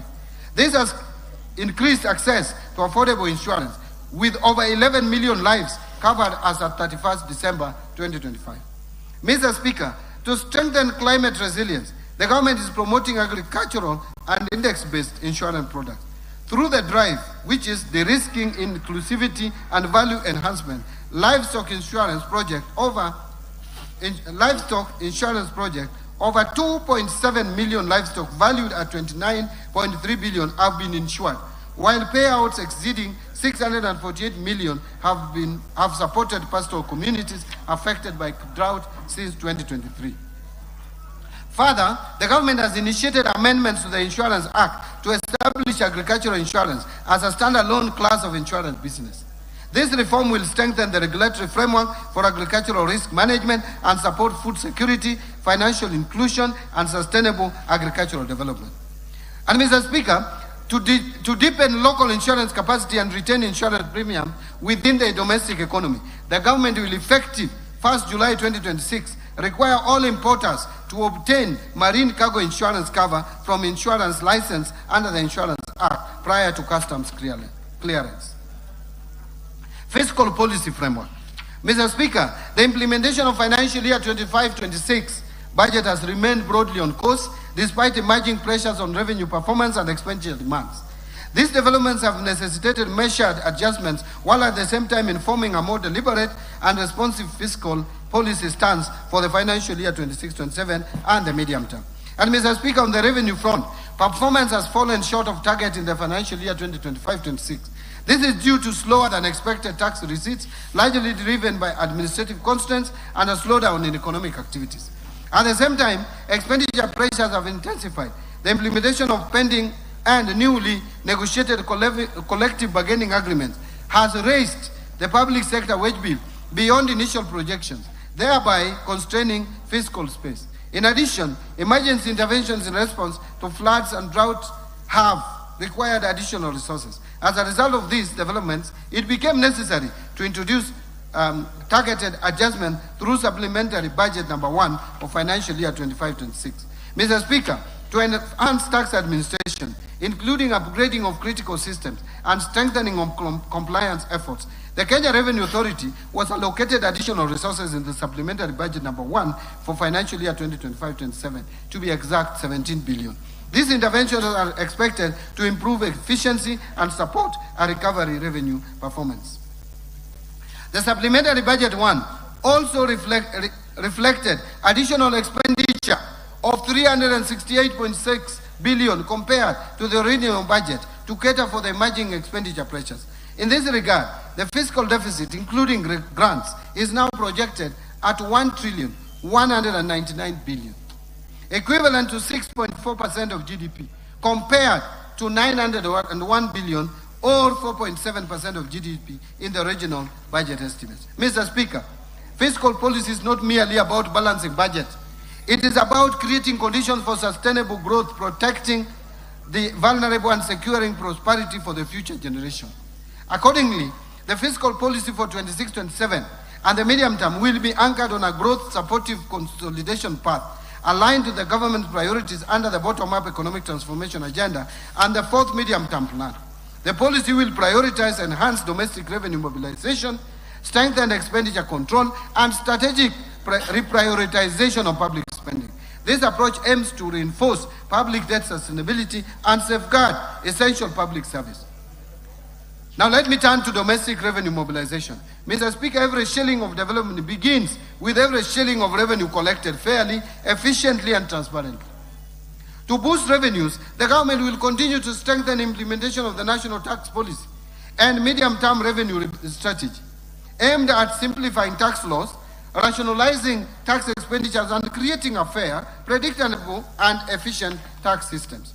Mr. Speaker, the Kenya Revenue Authority has intensified reforms to modernize tax administration, enhance compliance, and improve service delivery through technology and innovation. Notable progress has been made in expanding the electronic tax invoice management system, with over 655,000 taxpayers now onboarded, significantly enhancing transaction visibility and strengthening VAT compliance. Integration between iTax and customs systems has improved end-to-end taxpayer visibility, while the rollout of the electronic rental income tax system has simplified. I want to repeat that. While the rollout of the electronic rental income tax system has simplified compliance with the rental sector. So we have already implemented the system that I think some people are still dreaming about out there. Mr. Speaker, the Kenya Revenue Authority has also strengthened enforcement through data-driven compliance strategies, artificial intelligence, and non-intrusive cargo scanning technologies, enhancing the detection of illicit trade and reducing revenue leakages. As a result, the active taxpayer base increased by 82,000 to over 6.6 million taxpayers as at March 2026 from 6.5 million as at March 2025, reflecting a growing voluntary compliance and improved taxpayer engagement. And I want to thank Kenyans for this. Mr. Speaker, service delivery and trade facilitation have equally improved through initiatives such as Huduma Popote and enhanced customs systems, which have reduced cargo clearance times and improved operational efficiency. Mr. Speaker, in the financial year 26-27, Kenya Revenue Authority will intensify reforms to strengthen revenue mobilization, modernize tax administration, and improve taxpayer experience through the following measures. Number one, roll out integrated digital tax administration and revenue monitoring systems, including the domestic tax administration system, expanded electronic invoicing, virtual electronic tax registers, enhanced point-of-sale integration, and the e-customs mobile application to improve efficiency, compliance, and real-time visibility of transactions. Number two, implement device identification and registration and strengthen exchange of information frameworks to combat tax evasion, illicit trade, and cross-border revenue leakages. Number three, simplifies taxpayer processes through pre-populated returns, streamlined digital payment solutions, and expanded digital service delivery platforms to reduce the cost and burden of compliance. And number four, expand taxpayer outreach and support through initiatives such as Ushuru GPT, Omni-Channel Customer Engagement System, Huduma Popote, and Ushuru Mashinani to enhance accessibility and responsiveness. Number five, strengthen enforcement, compliance, and revenue assurance through advanced data analytics, artificial intelligence, and integrated investigation and case management system. And number six, invest in core ICT infrastructure, integrated enterprise platform, and cybersecurity system to safeguard the integrity, resilience, and efficiency of revenue administration. So, Mr. Speaker, the government will continue to scale up non-tax revenues by strengthening the capacity of ministries, departments, and agencies to efficiently generate income from public services while enhancing their operational system to improve efficiency and overall revenue performance. Now, I want to speak to improving efficiency of the public expenditure. Mr. Speaker, raising revenue is only half the equation. Ensuring that every shilling delivers maximum value is equally important. And in order to improve the efficiency and value for money of public expenditure, the government is implementing targeted reforms to strengthen expenditure controls, enhance transparency, and improve public sector efficiency. These reforms include the full rollout of e-government procurement, completion of key treasury single account reforms, and transition to accrual-based accounting to strengthen cash management, fiscal oversight, and financial reporting. The government will also deepen public financial management reforms through the entrenchment of zero-based budgeting, digitization and automation of pension and payroll administration, and strengthen human resource management system to enhance efficiency, accountability, and service delivery across the public sector.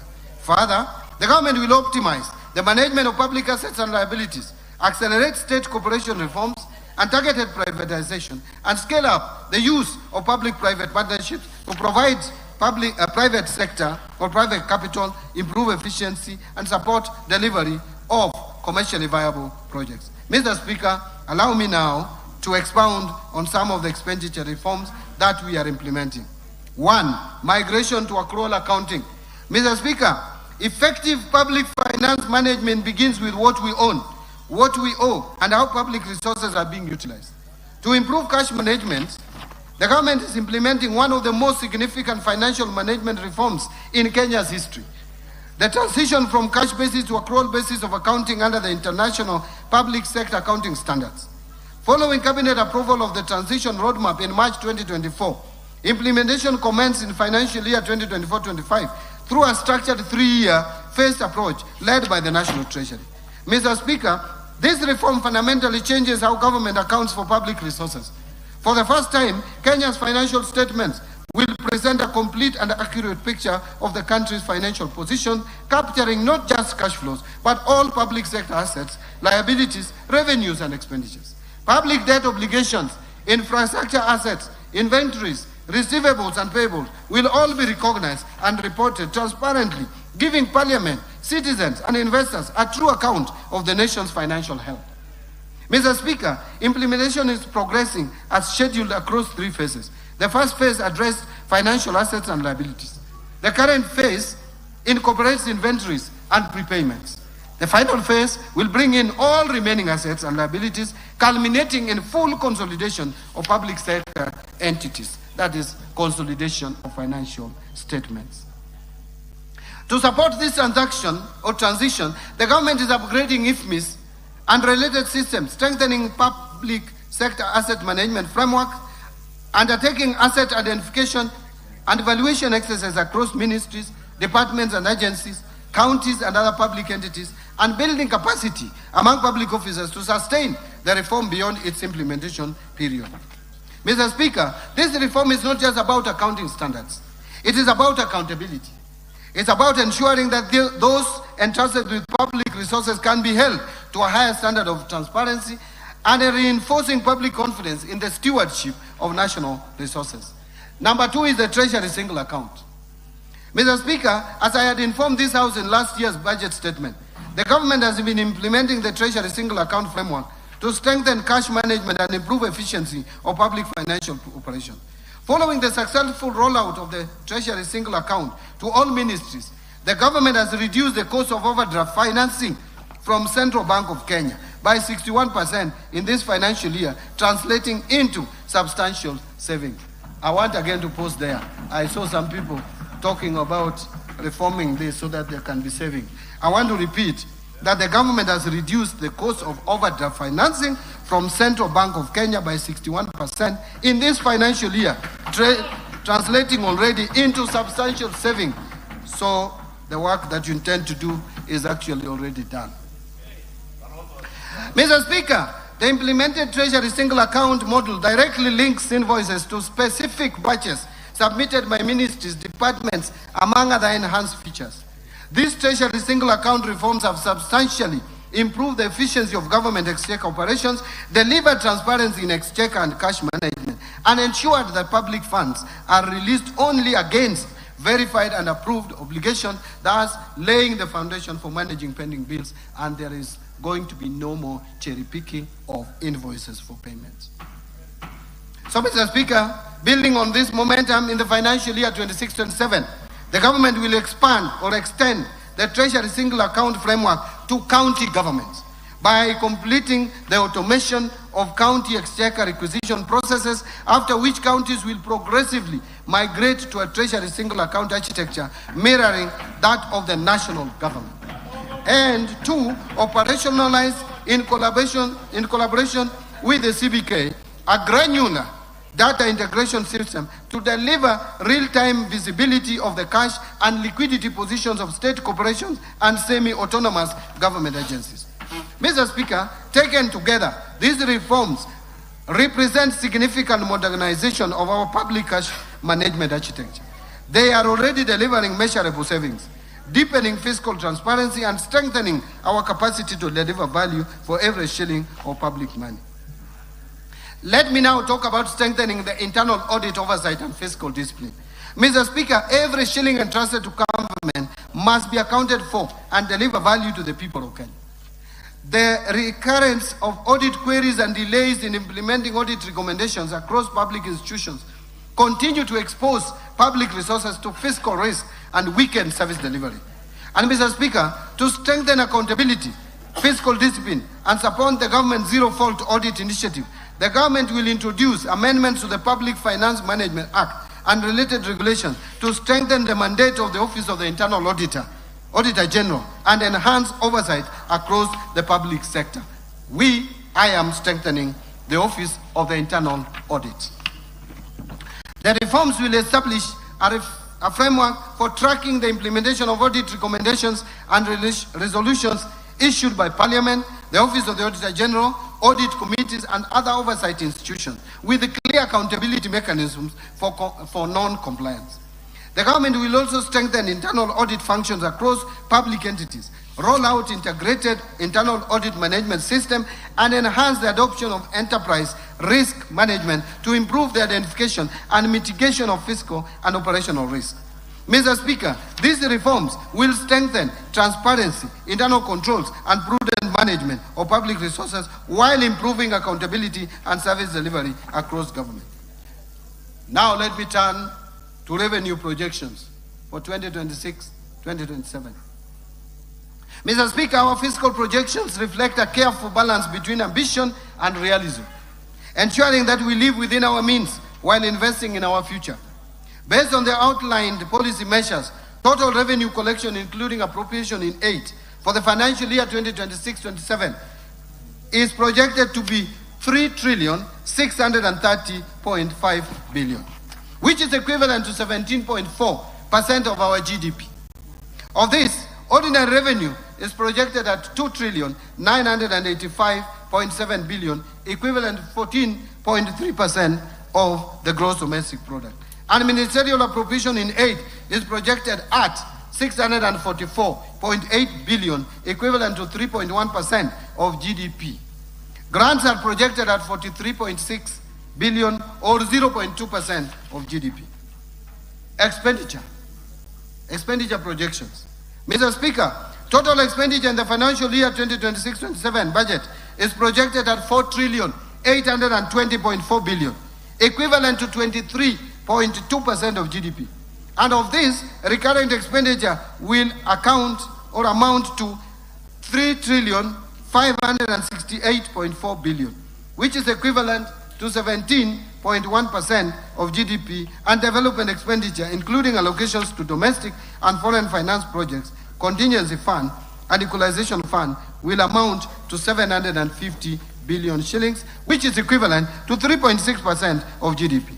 Total allocation to county governments is projected at 502 billion shillings, of which 428 billion is equitable share, and 74 billion is additional allocations from the national government's share of revenue, and loans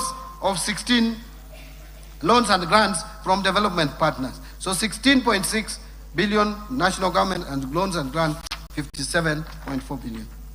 Financing deficit, fiscal deficit and financing. Mr. Speaker, the resultant fiscal deficit, including grants, is projected at 1,146.2 billion, equivalent to 5.5% of GDP. The fiscal deficit will be financed by net external borrowing of 116.2 billion, equivalent to 0.6% of GDP, and net domestic borrowing of 1,030 billion, which is equivalent to 4.9% of GDP. Public debt management. That leads us to discussion on public debt management. Mr. Speaker, debt is a tool for development, but only when managed prudently and sustainably.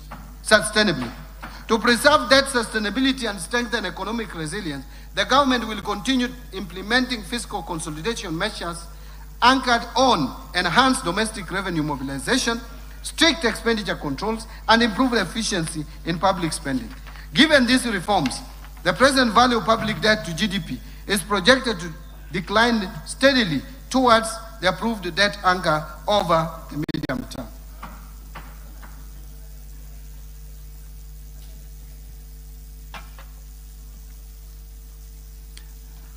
Mr. Speaker, in pursuit of the strategic objective of strengthening debt portfolio diversification, the National Treasury is actively advancing a range of innovative financing instruments. These initiatives are designed to broaden the investor base, optimize the cost risk profile of public debt, and enhance overall resilience in debt management. In this regard, the government is considering thematic and liability management instruments such as debt for food swaps and debt for development swaps. These instruments provide an opportunity to convert external debt obligations into targeted investments that directly support national priorities, including food security, sustainable development, and social infrastructure, while simultaneously easing debt service pressures and reinforcing fiscal sustainability. Mr. Speaker, further to this, the government is also evaluating opportunities to access new and diversified international capital markets.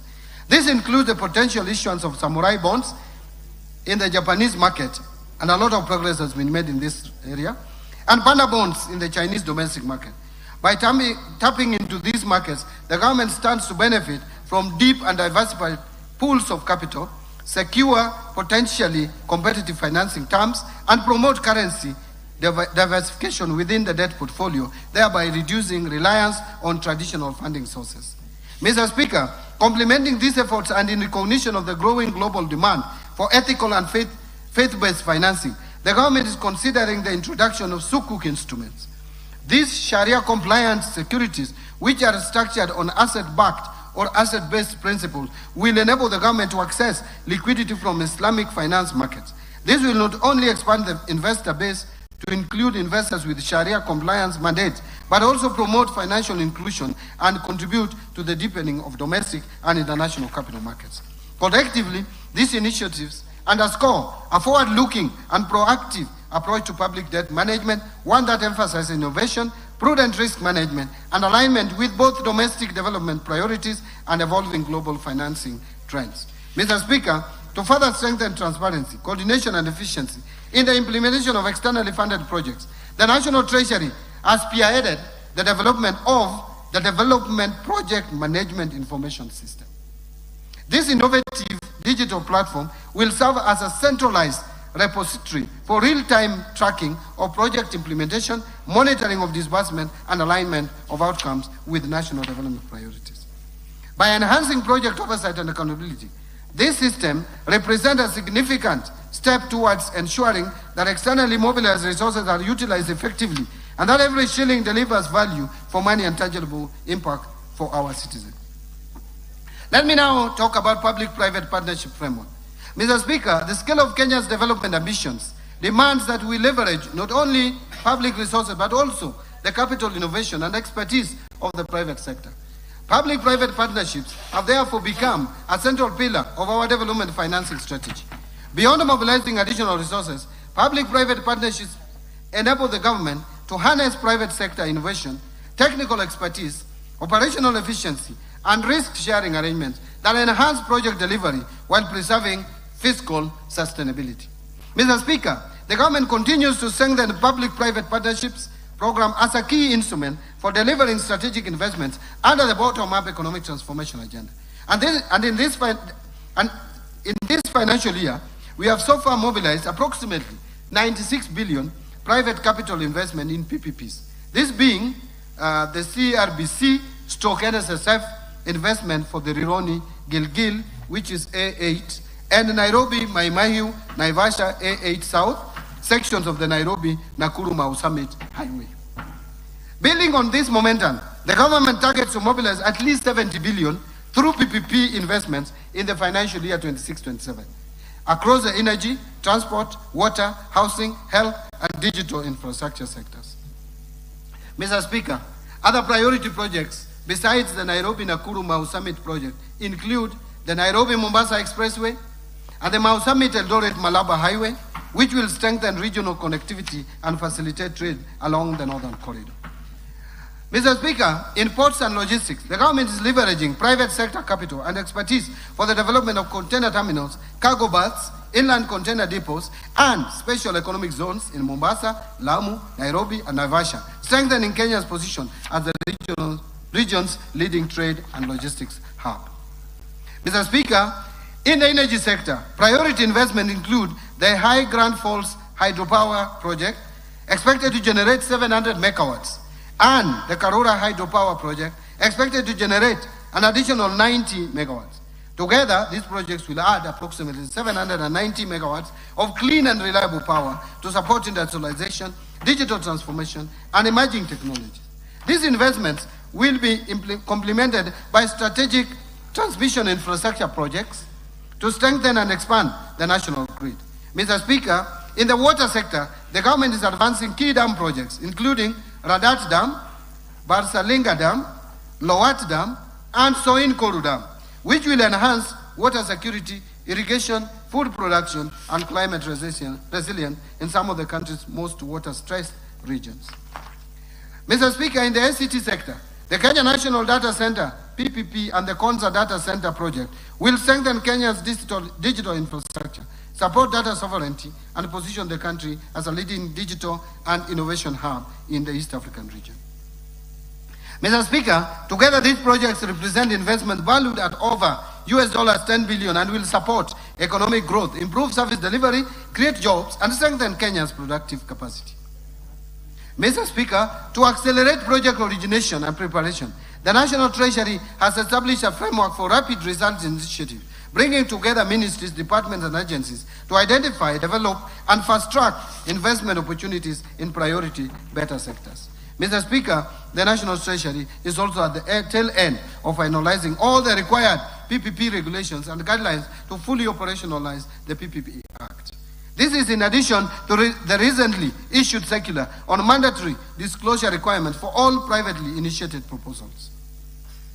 These circulars aim to enhance uniformity, transparency, accountability, and build public trust by enabling timely disclosures, integrity, and standard reporting. Mr. Speaker, as we expand the PPP program, we remain committed to increasing the participation of Kenyan enterprises, investors, and financial institutions to promote local ownership, domestic value creation, and reduce foreign exchange risk. In this regard, the National Infrastructure Fund will play a key role in mobilizing long-term domestic capital and supporting local participation in infrastructure financing. Mr. Speaker, our pension funds, insurance companies, SACCOs, and retail investors will increasingly have opportunity to participate in strategic national investments, ensuring that the benefits and returns generated by these projects accrue to Kenyan citizens while supporting long-term economic transformation. And Mr. Speaker, by mobilizing domestic savings and channeling them into productive investment, we are creating a model of growth that is owned, financed, and sustained by Kenyans. Kenya is not just open for business. Kenya is investing in itself. Now let me turn to resource allocations. Mr. Speaker, over the past 3 years, we have laid a firm foundation for inclusive growth. For financial year 2026-2027, the financial year 2026-2027 builds on those gains and advances the bottom-up economic transformation agenda. The administration's core economic strategy aligned with the fourth medium-term plan of Vision 2030. Better focuses public resources on unlocking productivity and increasing incomes at the base of the economy through deliberate, value chain-driven allocations. And with limited fiscal space, this budget prioritizes interventions that deliver the greatest impact in job creation, higher household incomes, and broader economic participation. Agricultural transformation and inclusive growth as the first pillar. Mr. Speaker, agriculture remains central to better and Kenya's long-term prosperity. It supports more than 2/3 of Kenyan households and generates significant employment multiplier effects, especially among groups historically excluded from modern economic opportunities. Strengthening agriculture is therefore essential food and nutrition security, enhancing resilience, and promoting a shared prosperity. Mr. Speaker, to accelerate agriculture transformation, I propose, and bearing in mind that agriculture is largely devolved, but I propose a targeted allocation of communities. Housing and settlement as the third pillar. Mr. Speaker, decent housing underpins social stability and economic productivity. Our affordable housing program not only provides safe and affordable homes to Kenyans, but also generates jobs directly in construction and indirectly across building materials and services sector. To sustain this momentum, I propose 143.7 billion for the housing sector, urban development, and public works subsectors. This package will include 18.6 billion under the Kenya Urban Program, 50.6 billion for construction of affordable housing units, 20.9 billion for social housing units, and 20.2 billion for the institutional housing, and 18.2 billion for critical social and physical infrastructure. Further, support will include 2.7 billion for the Kenya Informal Settlement Improvement Project Phase 2 and 535 million targeted to support construction of county headquarters. These investments will improve living conditions, provision of services, and local governance capacity. Mr. Speaker, to protect livelihoods or lives and property through compliance with building codes and standards, I propose 2.4 billion for the regulation and development of the construction industry, thus reinforcing safety, quality, and accountability across the sector. Allow me now to turn to the other pillar, that is universal health coverage. Mr. Speaker, universal health coverage, UHC, is central to better's social contract. Equitable access to quality health services is essential for human capital, productivity, and poverty reduction. Towards this end, I have proposed 177.2 billion to the health sector to advance UHC and strengthen essential services. Key allocations include 8.6 billion salaries for UHC staff, 19.1 billion for primary healthcare fund to finance frontline services. Mr. Speaker, to reduce the burden of communicable diseases and advance immunization, I am proposing 18.5 billion for the Global Fund and 6.4 billion for vaccines and immunization program. This investment will protect children and communities and reduce health-related economic shocks. Mr. Speaker, tackling cancer and other chronic illnesses requires focused investment. I propose 3 billion to the Emergencies, Chronic and Critical Illness Fund, 1 billion for construction of a cancer center at Kisii Level 5 Hospital, 300 million to strengthen cancer management in Kenyatta National Hospital, and 150 million for the expansion of Comprehensive Cancer Center at Kenyatta University Teaching Referral and Research Hospital.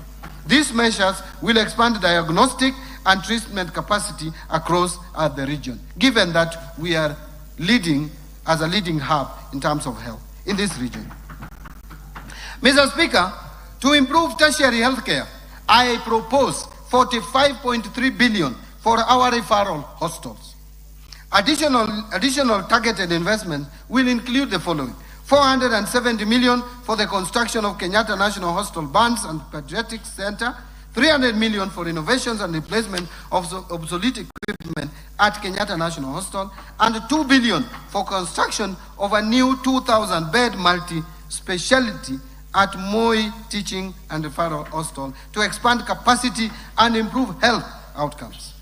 Mr. Speaker, to ensure reliable supply chains and strengthen human resources, I am proposing 20.9 billion for Kenya Medical Supplies Agency, KEMSA, 3.1 billion for the Kenya Medical Research Institute, 1.3 billion for the Integrated Reproductive Health Program, 500 million for family planning and reproductive health commodities, and 600 million for equipment at the National Blood Transfusion Services. Mr. Speaker, as a country, we value the services offered by our health workers. To build workforce capacity, I propose 9.3 billion for medical interns, 10.9 billion for the Kenya Medical Training College, and 3.2 billion and 396 million for stipend and medical insurance for community health promoters, respectively. Under digital superhighway and creative economy, Mr. Speaker, digital transformation is a strategic enabler for competitiveness in the fourth industrial revolution.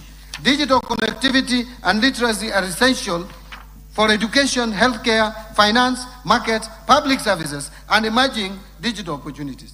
Mr. Speaker, Kenya's creative economy, encompassing film, music, fashion, arts, medical, media, digital content, and design, has become a powerful engine for growth and youth empowerment. Investing in creative industries expands cultural exports and drives innovation. Mr. Speaker, to accelerate digital adoption and inclusion, I propose 8.6 billion Kenya shillings to this sector. And this will include 4.3 billion for Kenya Digital Economy Acceleration Project, 1.3 billion for maintenance and rehabilitation of national optic fiber backbone infrastructure, 528 million for maintenance and rehabilitation of last mile county connectivity, 309 million for government shared services, 382 million for the digital superhighway cybersecurity, 400 million for establishment of digital hubs, and 455 million for ICT infrastructure maintenance. Now let me move to infrastructure.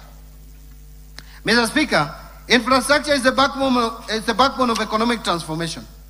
It provides connectivity, energy, and water resources needed to power productive activities and sustain human settlement. By reducing transaction costs and opening markets, infrastructure investments deliver long-term value. Towards this end, I propose 220.4 billion for development of roads, including 44.3 billion to support construction of roads and bridges, 58 billion for rehabilitation of roads, and 118.1 billion for roads maintenance. This balanced mix supports connectivity, freight, efficiency, and long-term road preservation. Mr. Speaker, to expand railway transport, I propose 38.4 billion for railway projects. Additionally, Kenya shillings 400 million is proposed for the Kenya ferry ramp in Likoni, Mombasa.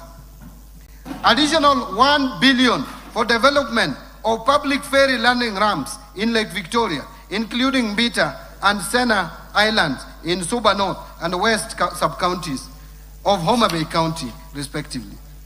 150 million for acquisition of public ferry in Lake Victoria, completing the purchase of public ferry for use in Lake Victoria.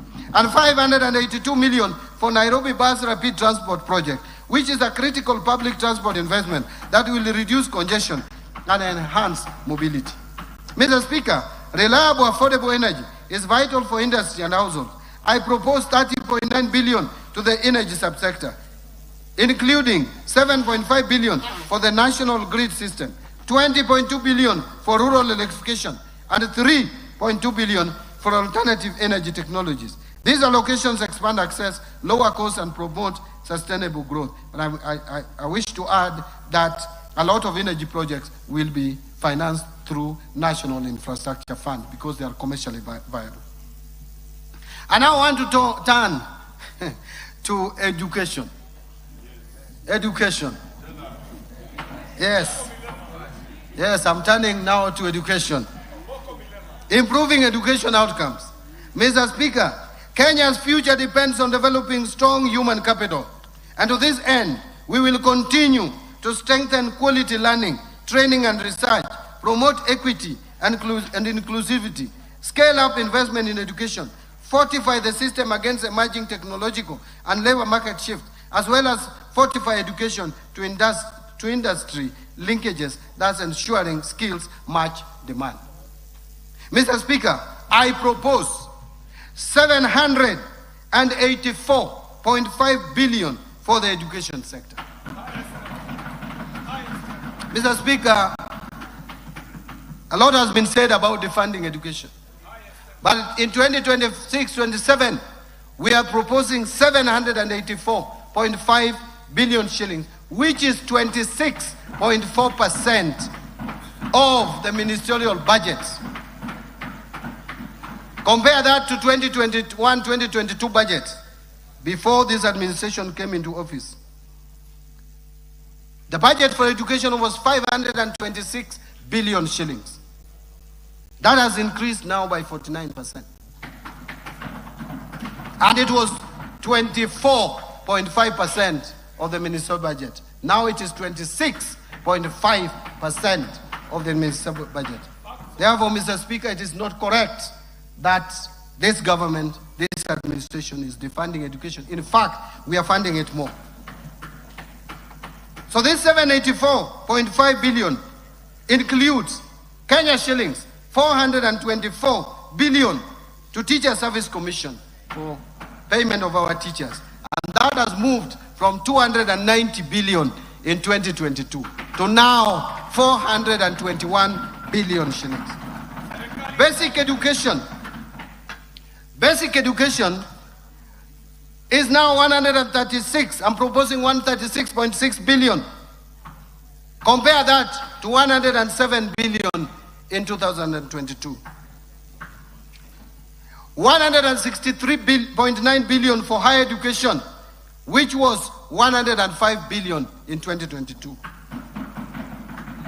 1.3 billion for science, innovation and research, and 58.5 billion for technical, vocational education and training.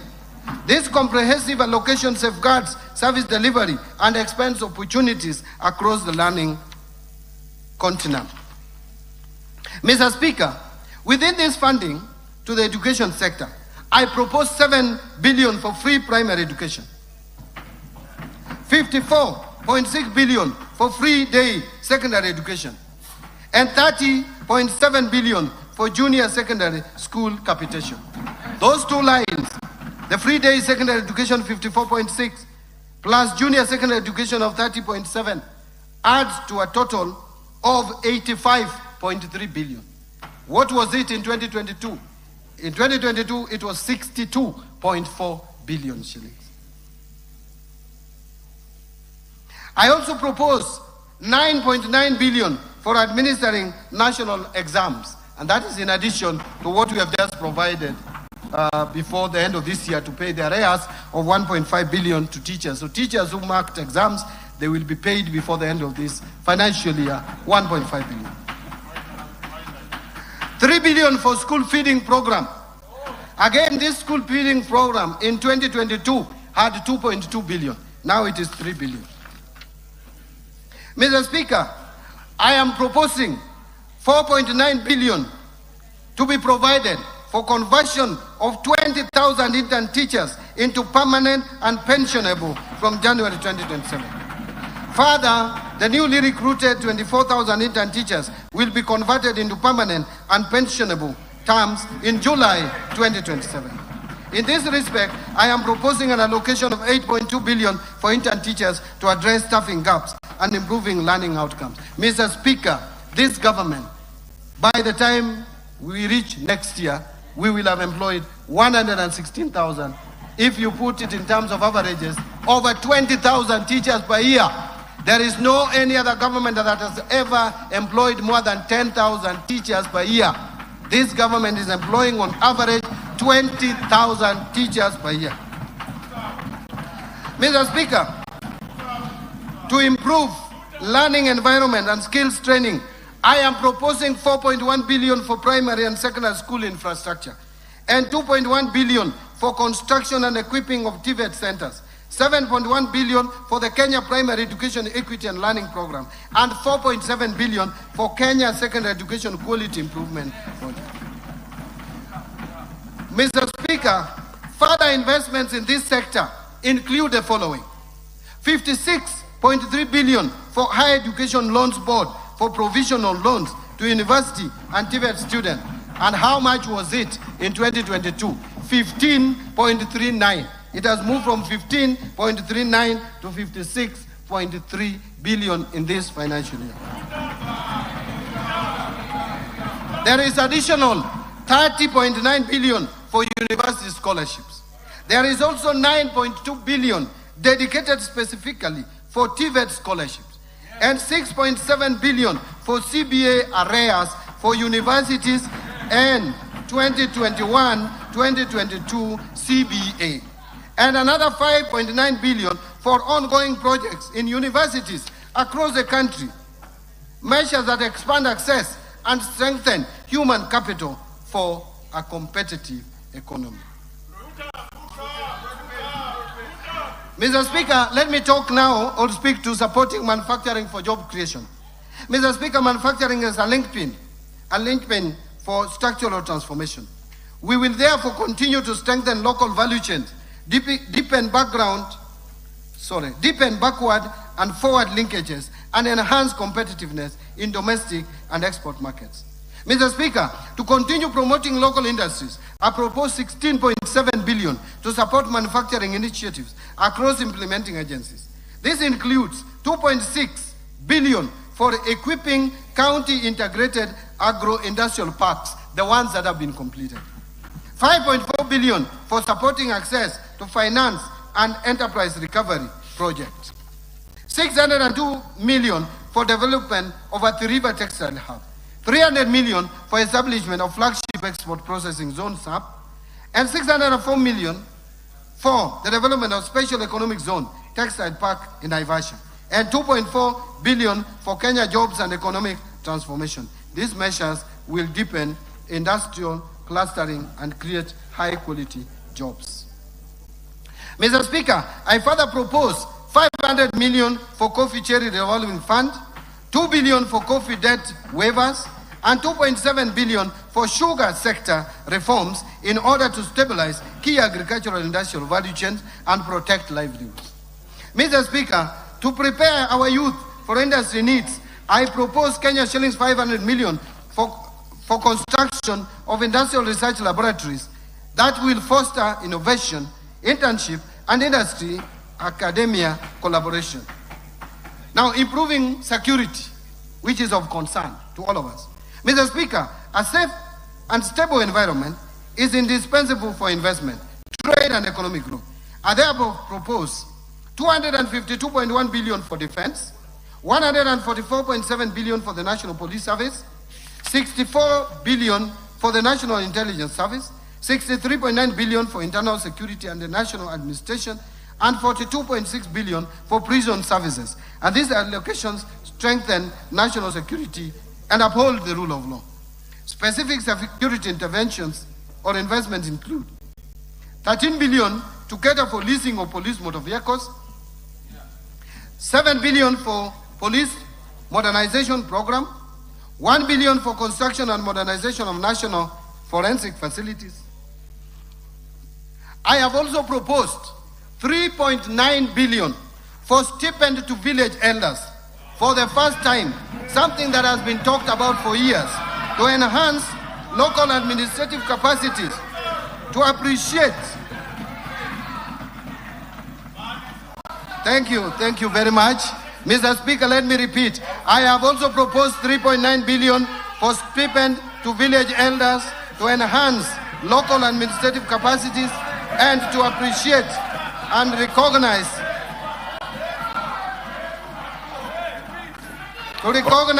the role played by village elders in helping address security and other societal challenges. Mr. Speaker, allow me now to turn to protecting the vulnerable groups in our society. Mr. Speaker, social safety nets remain central to BETA's objective of poverty reduction and inclusive growth. Strengthen safety nets, protect livelihoods, create pathways out of poverty, and enable economically excluded households to participate in productive activities. In this regard, Mr. Speaker,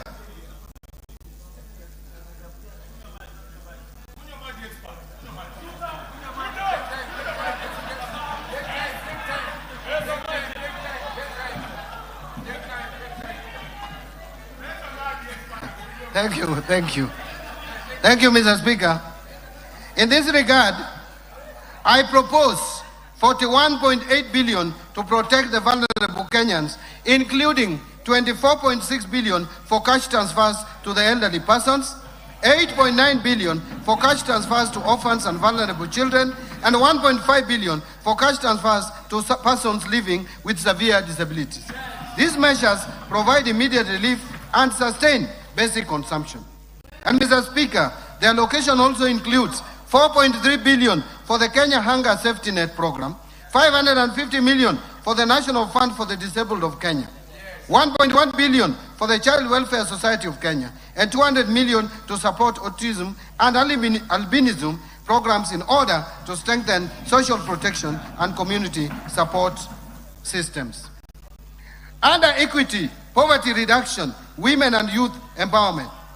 Mr. Speaker, anchored on the Kenya Young People's Agenda, we are funding key government interventions that will equip young youth with entrepreneurial and life skills, promote local and international employment, and unlock opportunities for youth-owned MSMEs. Mr. Speaker, The government will also fund initiatives that advance gender equality by promoting meaningful inclusion of women in decision-making, enhancing their economic empowerment, and intensifying efforts to eliminate gender-based violence and harmful practices such as female genital mutilation. Mr. Speaker, to empower youth, women, and constituencies across the country, I propose 110.2 billion for targeted initiatives. This includes 12.5 billion for the National Youth Service, 4.9 billion to National Youth Opportunity Towards Advancement, that is NYOTA project, 1.6 billion for Youth Employment Support Program, and 1 billion for film development services. These investments will spur skills development, civic engagement, and growth in creative industry. Mr. Speaker, to support women and girls, I propose 402 million for the Women Enterprise Fund and 4.9 billion for the National Government Affirmative Action Fund to enhance their inclusion, dignity, and economic participation.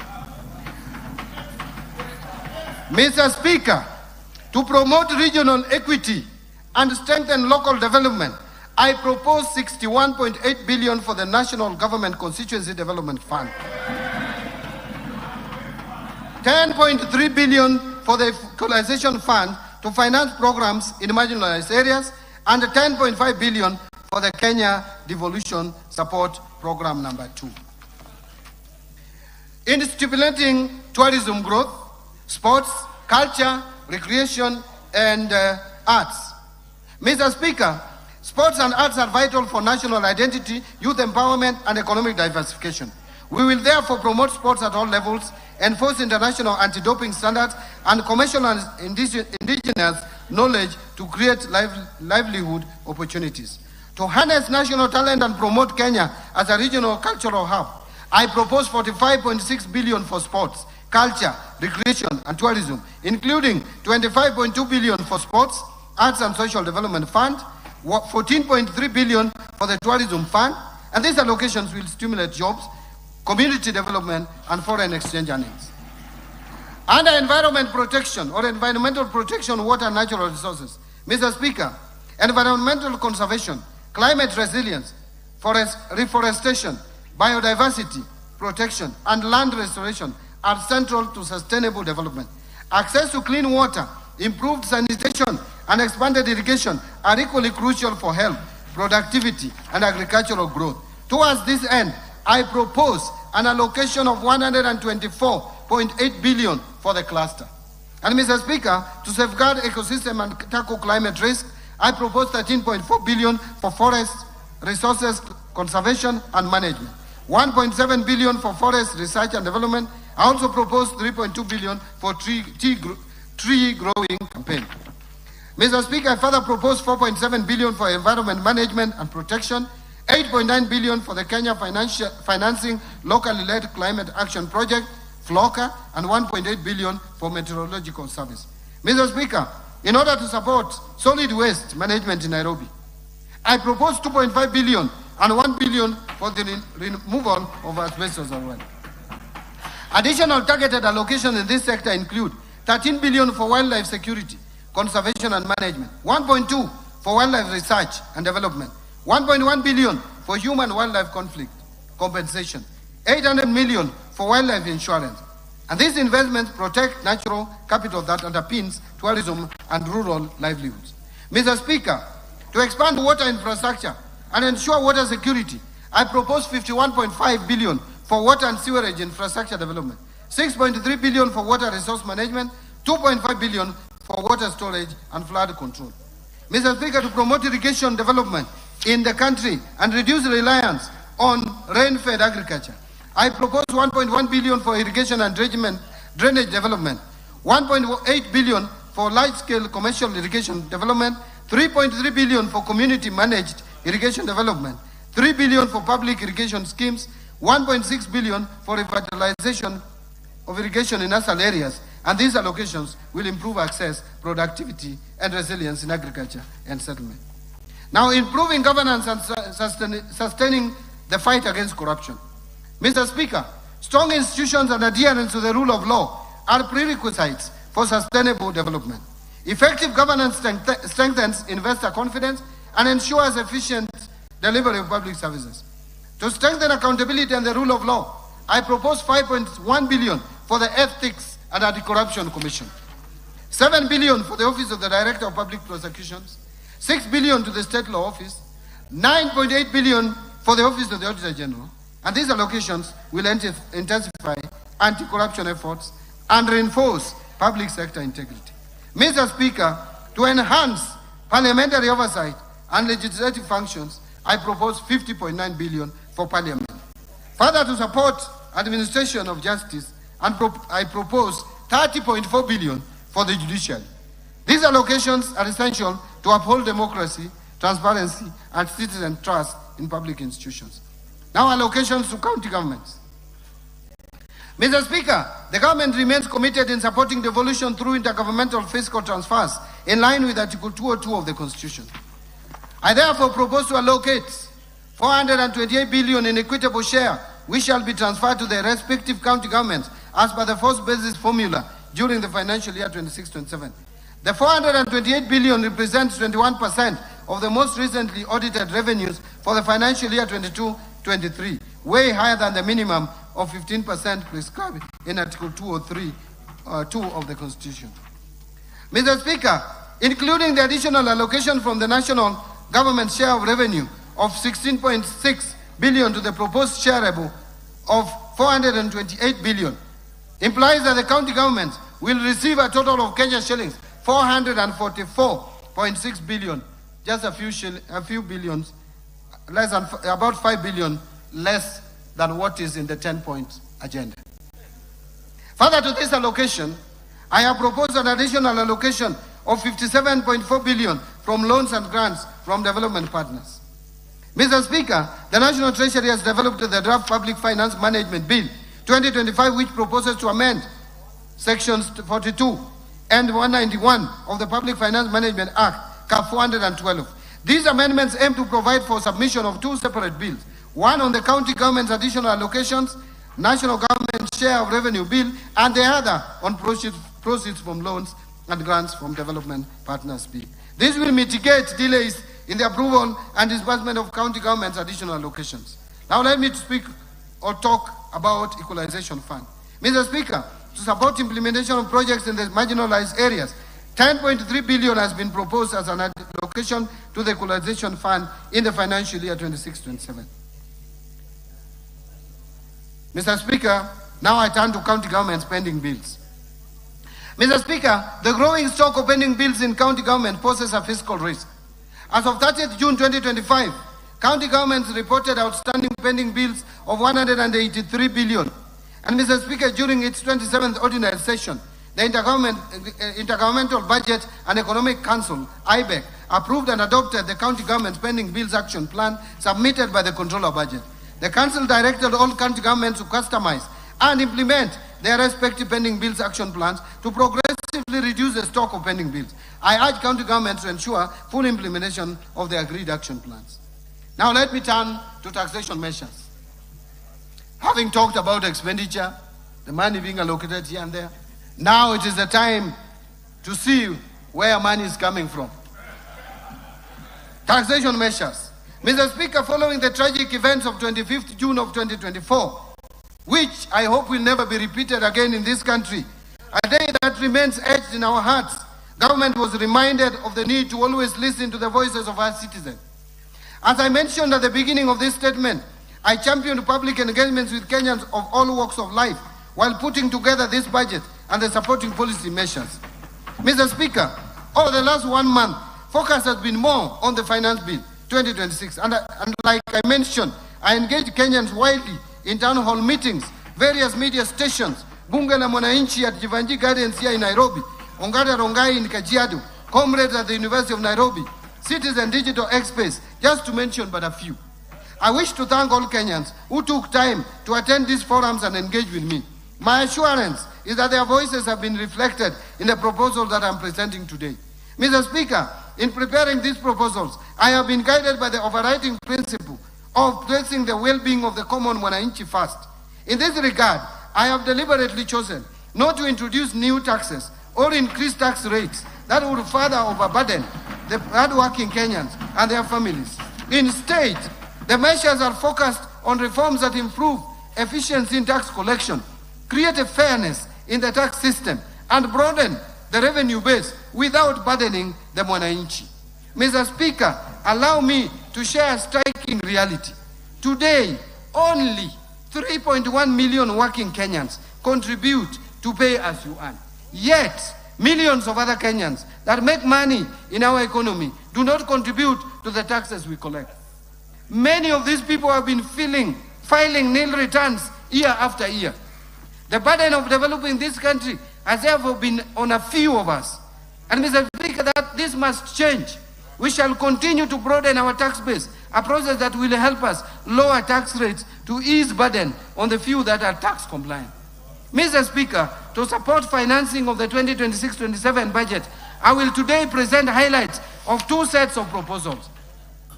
The first set of proposals relates to custom measures agreed upon by the East African Community Ministers, Cabinet Secretaries responsible for finance and economic affairs during this year's pre-budget consultations held in Arusha, Tanzania on 15th May 2026, and which we will conclude this coming weekend.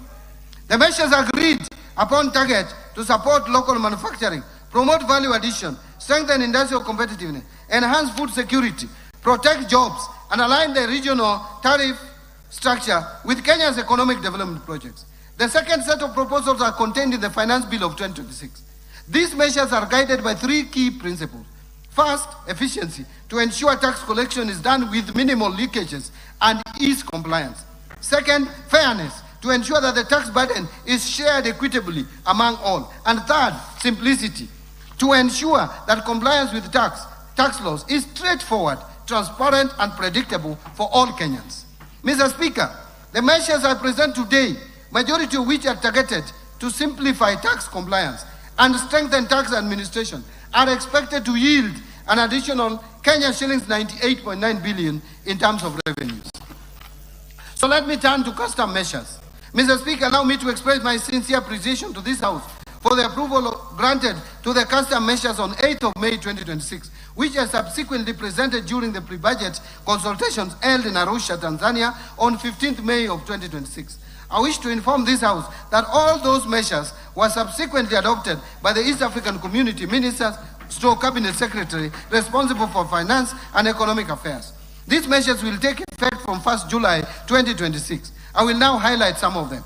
Mr. Speaker, high production costs continue to constrain growth and competitiveness of local industries, particularly where manufacturers rely on imported inputs that are not available locally. To lower the cost of production for our local industries and make locally produced goods affordable, Kenya secured an approval at the region to continue applying a 0% duty remission on selected inputs used in manufacture of pharmaceutical products, roofing materials, automotive parts for vehicles and motorcycles, and cold rooms for preservation, leather processing, and the assembly of smart mobile phones, laptops and tablets. Kenya also secured approval to continue applying a duty remission rate of only 10% on selected inputs used in furniture and door manufacturing, as well as completely knocked down kits for assembly of motorcycles. Through these measures, jobs created by the industries in these categories remain protected to support livelihood of our people. Mr. Speaker, food security is one of the pillars under the bottom-up economic transformation agenda, and therefore remains a national priority. To support affordability of food and animal feeds by Kenyans, Kenya was allowed to continue importing wheat at a duty remission rate of 10% instead of the common external tariff rate of 35%. Continue importing imports for manufacture of animal feeds.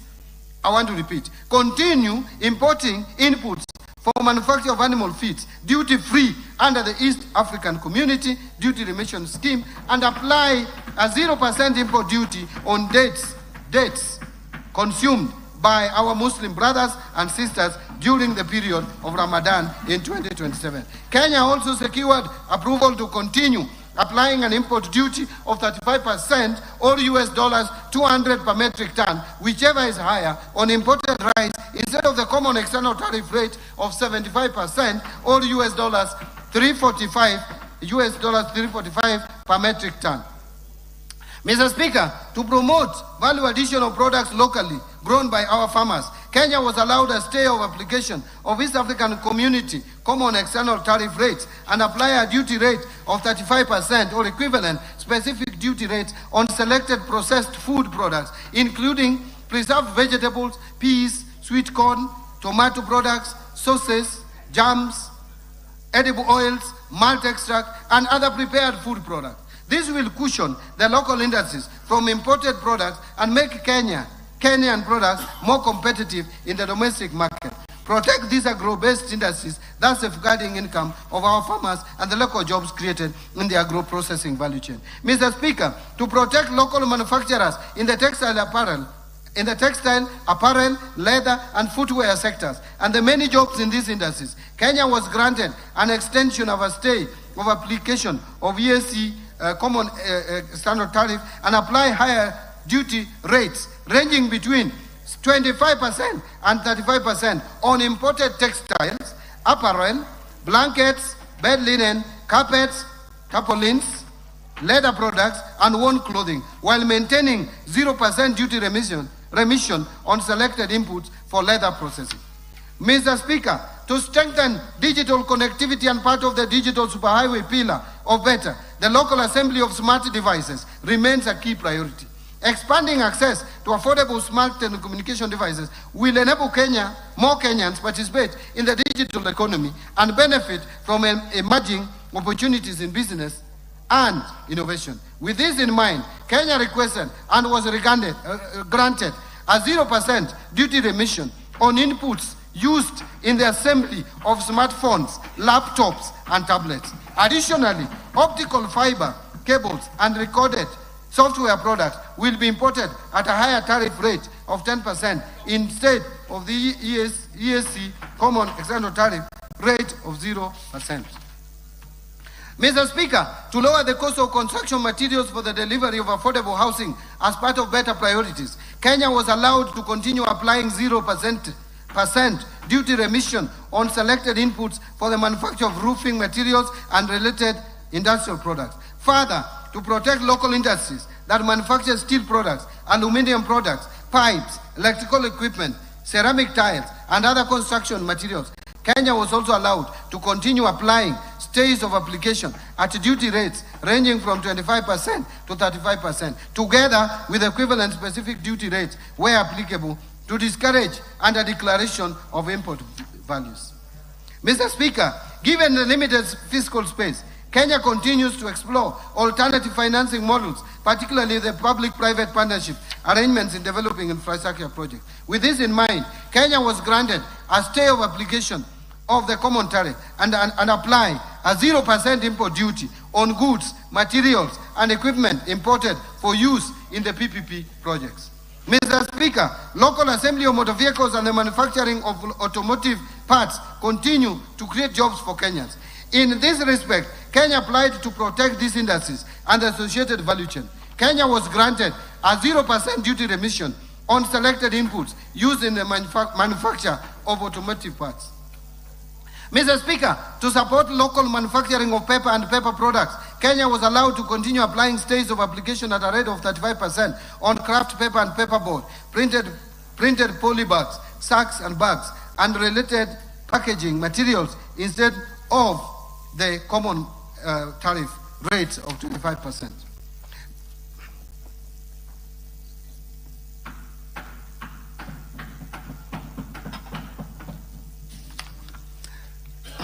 Mr. Speaker, to protect local manufacturers of household and industrial products and the jobs therein, Kenya will continue to the stays of application under the common tariff rates and apply rates ranging from 25 to 35%, together with equivalent specific duty rates where applicable on products including LPG stoves, cookware, aluminum products, steel products, electrical equipment, and related manufactured goods. Now let me turn to the highlights of proposals in the Finance Bill. Mr. Speaker, I now turn to the proposals in the Finance Bill 2026 that target to amend various domestic tax laws to improve revenue collection, ease tax compliance, and create fairness within the tax system.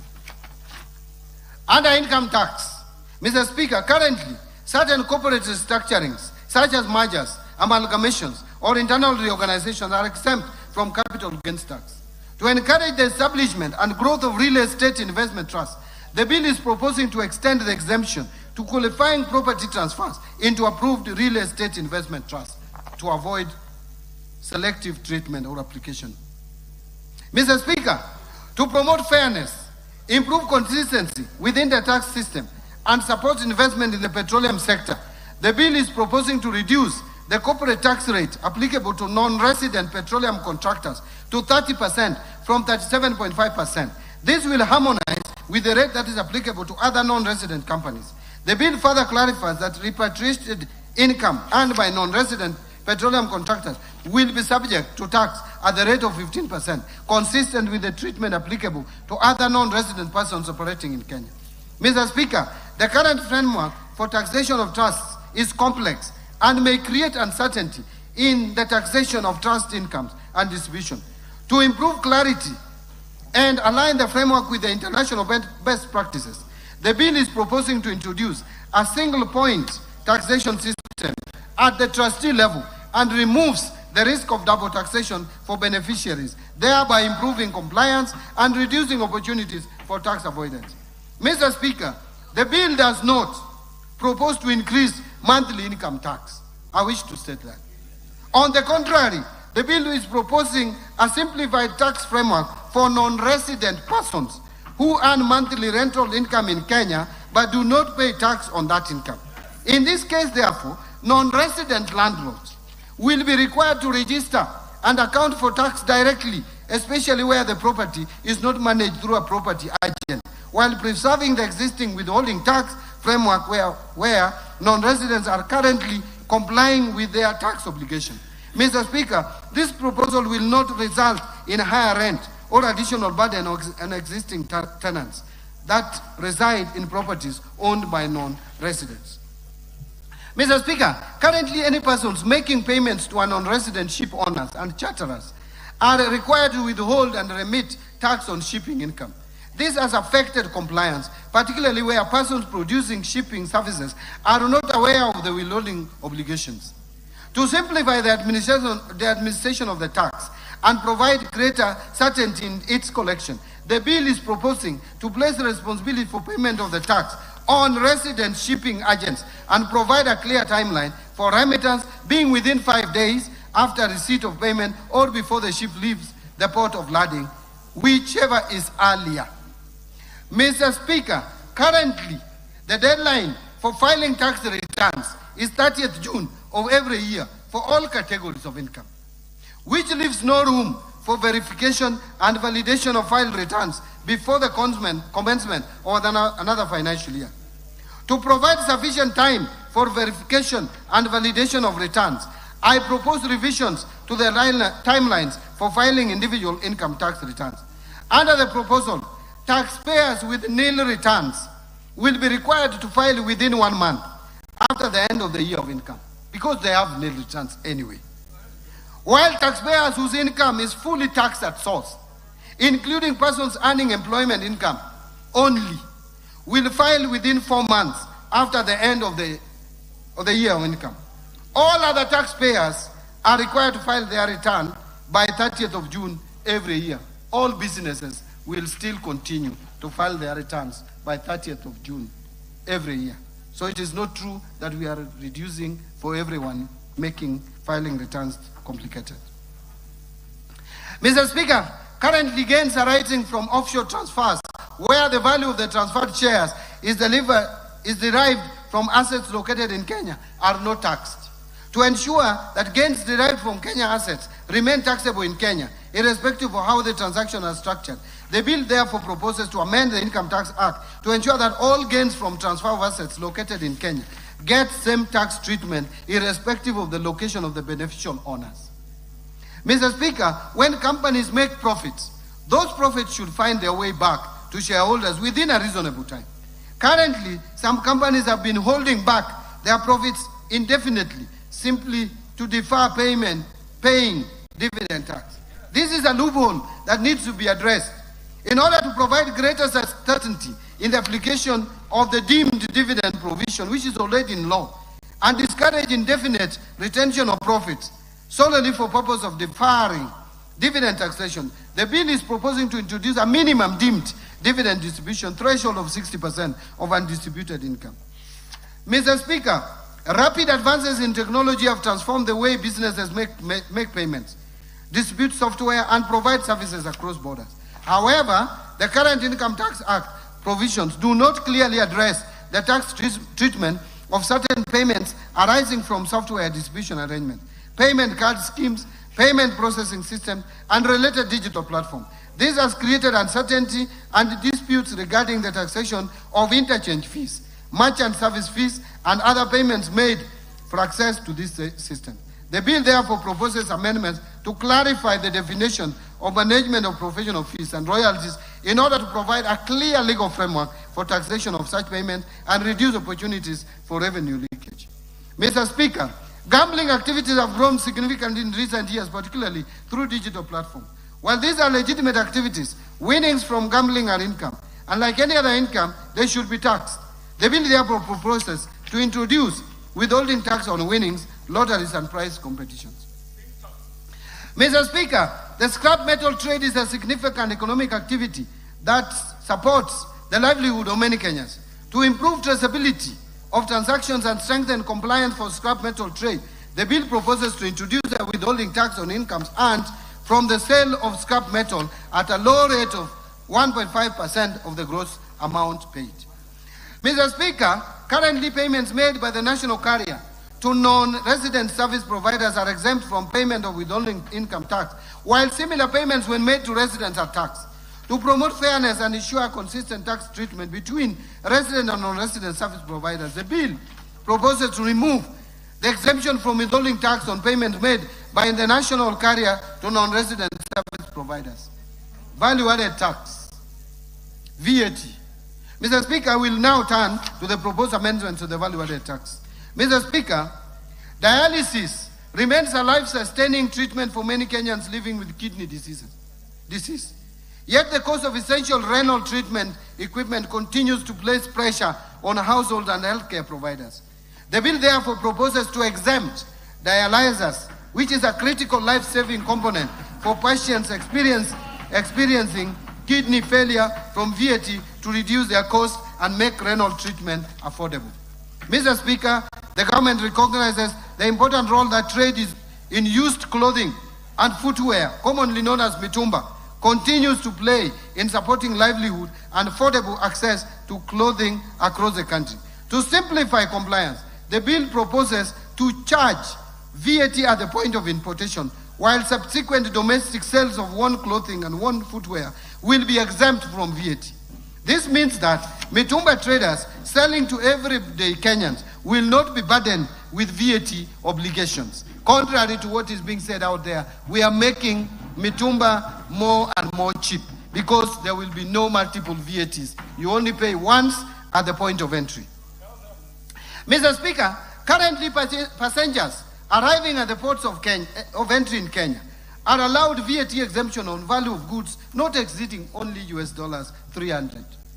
This threshold has remained unchanged and has not kept pace with the current realities. The bill therefore is proposing to increase the VAT exempt threshold on value goods for passengers arriving at the ports of entry from $300 to $2,000. Mr. Speaker, the scrap metal sector plays an important role in supporting local manufacturing and recycling activities, but presents significant challenges in administration of input VAT. To simplify VAT administration within the sector, while complementing the withholding income tax framework proposed under the Income Tax Act, the bill therefore proposes to exempt scrap metal from payment of VAT. Mr. Speaker, public-private partnership continues to play an important role in the delivery of strategic infrastructure projects across the country. To reduce the cost of implementation of the project, the bill proposes a VAT exemption for goods and services imported or procured locally for use solely in the approved public-private partnership infrastructure projects. Mr. Speaker, The rapid growth of digital payment platforms has created uncertainty regarding the VAT treatment of certain payment facilitation and processing services. While these services support financial transactions, they are distinct from the underlying financial services.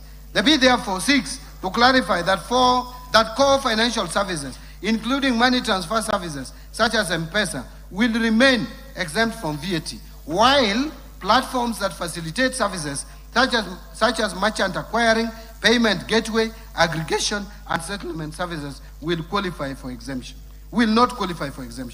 Mr. Speaker, to promote consistency in the treatment of input VAT and support proper administration of the VAT framework, the bill is proposing to require adjustment of input VAT previously claimed where goods that were intended for taxable supply subsequently become exempt while still in stock.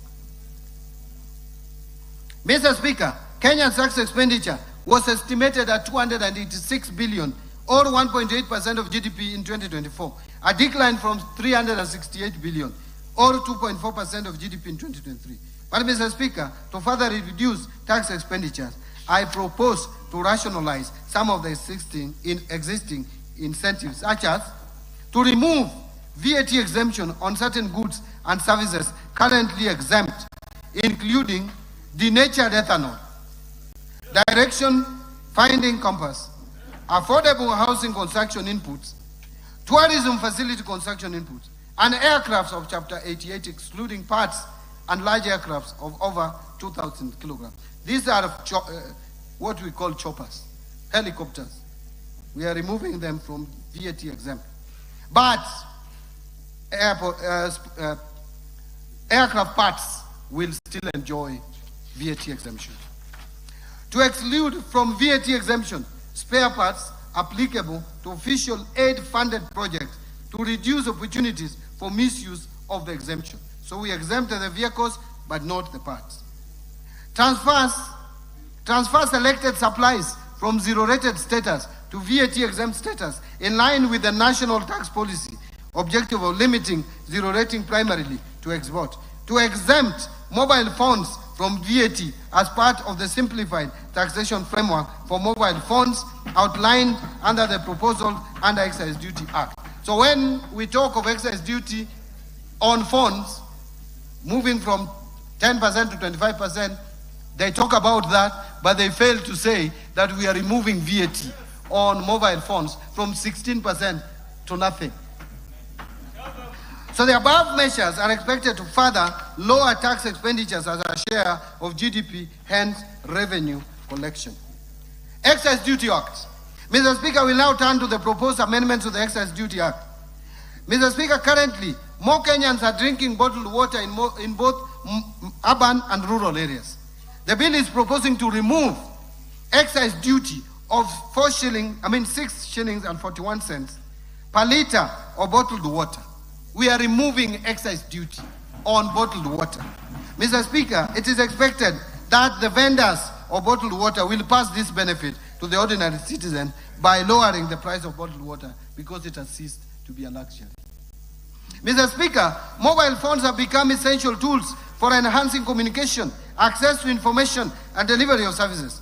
They support among others, education, businesses, financial services, e-commerce, healthcare, and social interaction, while also promoting digital inclusion, productivity, and social economic development. Mr. Speaker, to further encourage use of mobile phones in the country, the bill is proposing to simplify taxation of mobile phones by replacing the existing multiple taxes and levies with a single excise duty charged at the rate of 25% at the point of activation on any telecommunications network. This measure will lower the prices of mobile phones in the country. I heard another leader saying 25%, but I'm asking, why is he complaining about 25%? Does he want us to remain at 55.5%? Because that is the rate as at today.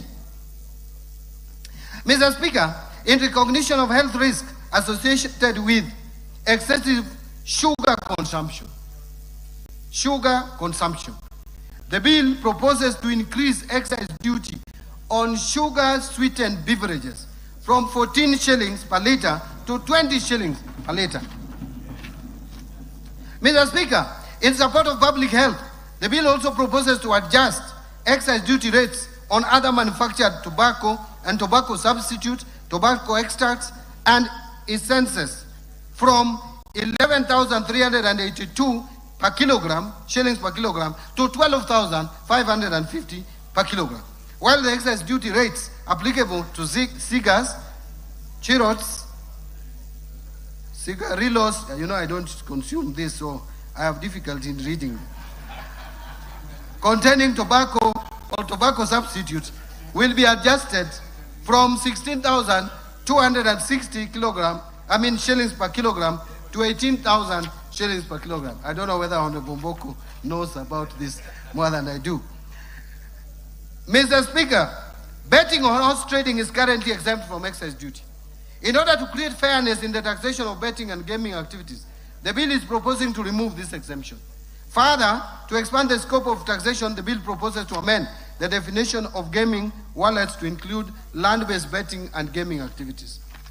Mr. Speaker, to promote fairness and consistency in the taxation of similar products, the bill is proposing to harmonize excise duty treatment within the alcoholic beverages sector by removing the preferential excise duty rate of Kenya shillings 10 per centiliter of pure alcohol for alcoholic beverages manufactured by small independent brewers.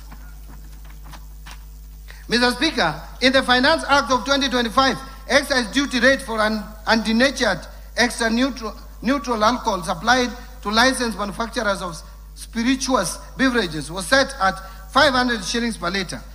To support manufacturers in this sector, the bill proposes to reduce the applicable excise duty rate to 80 shillings per litre.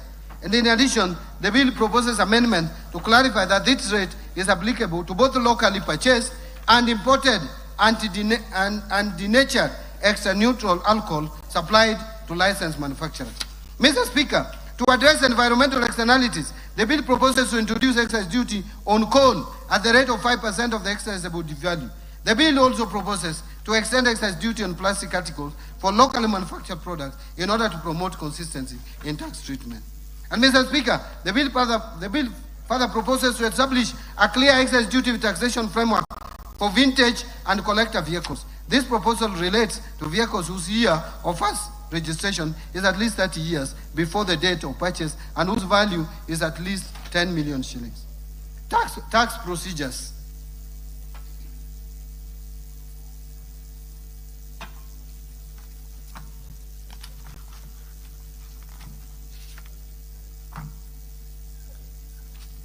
Mr. Speaker, I have about 30 more pages. Nobody's complaining. Looking at the time.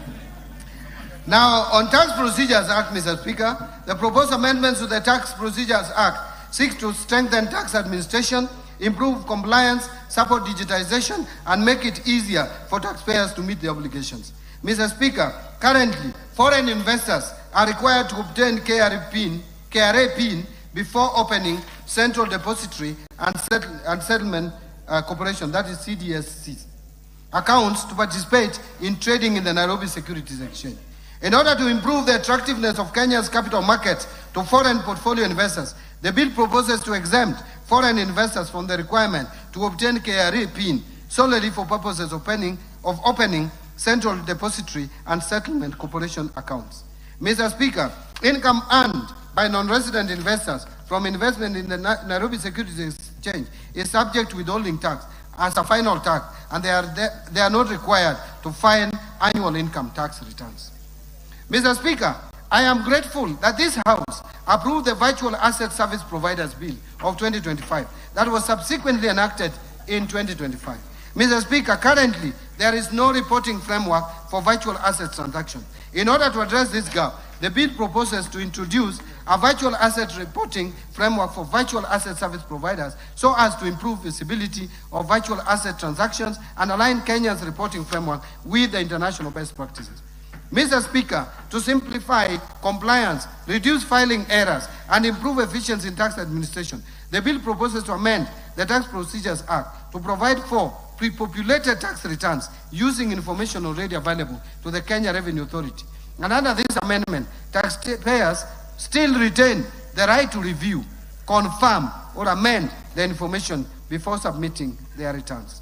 Mr. Speaker, to strengthen the integrity of the tax system and prevent tax arrangements designed primarily to obtain a tax benefit while preserving fairness for compliant taxpayers, the bill is proposing introduction of a general anti-avoidance rule applicable across tax laws.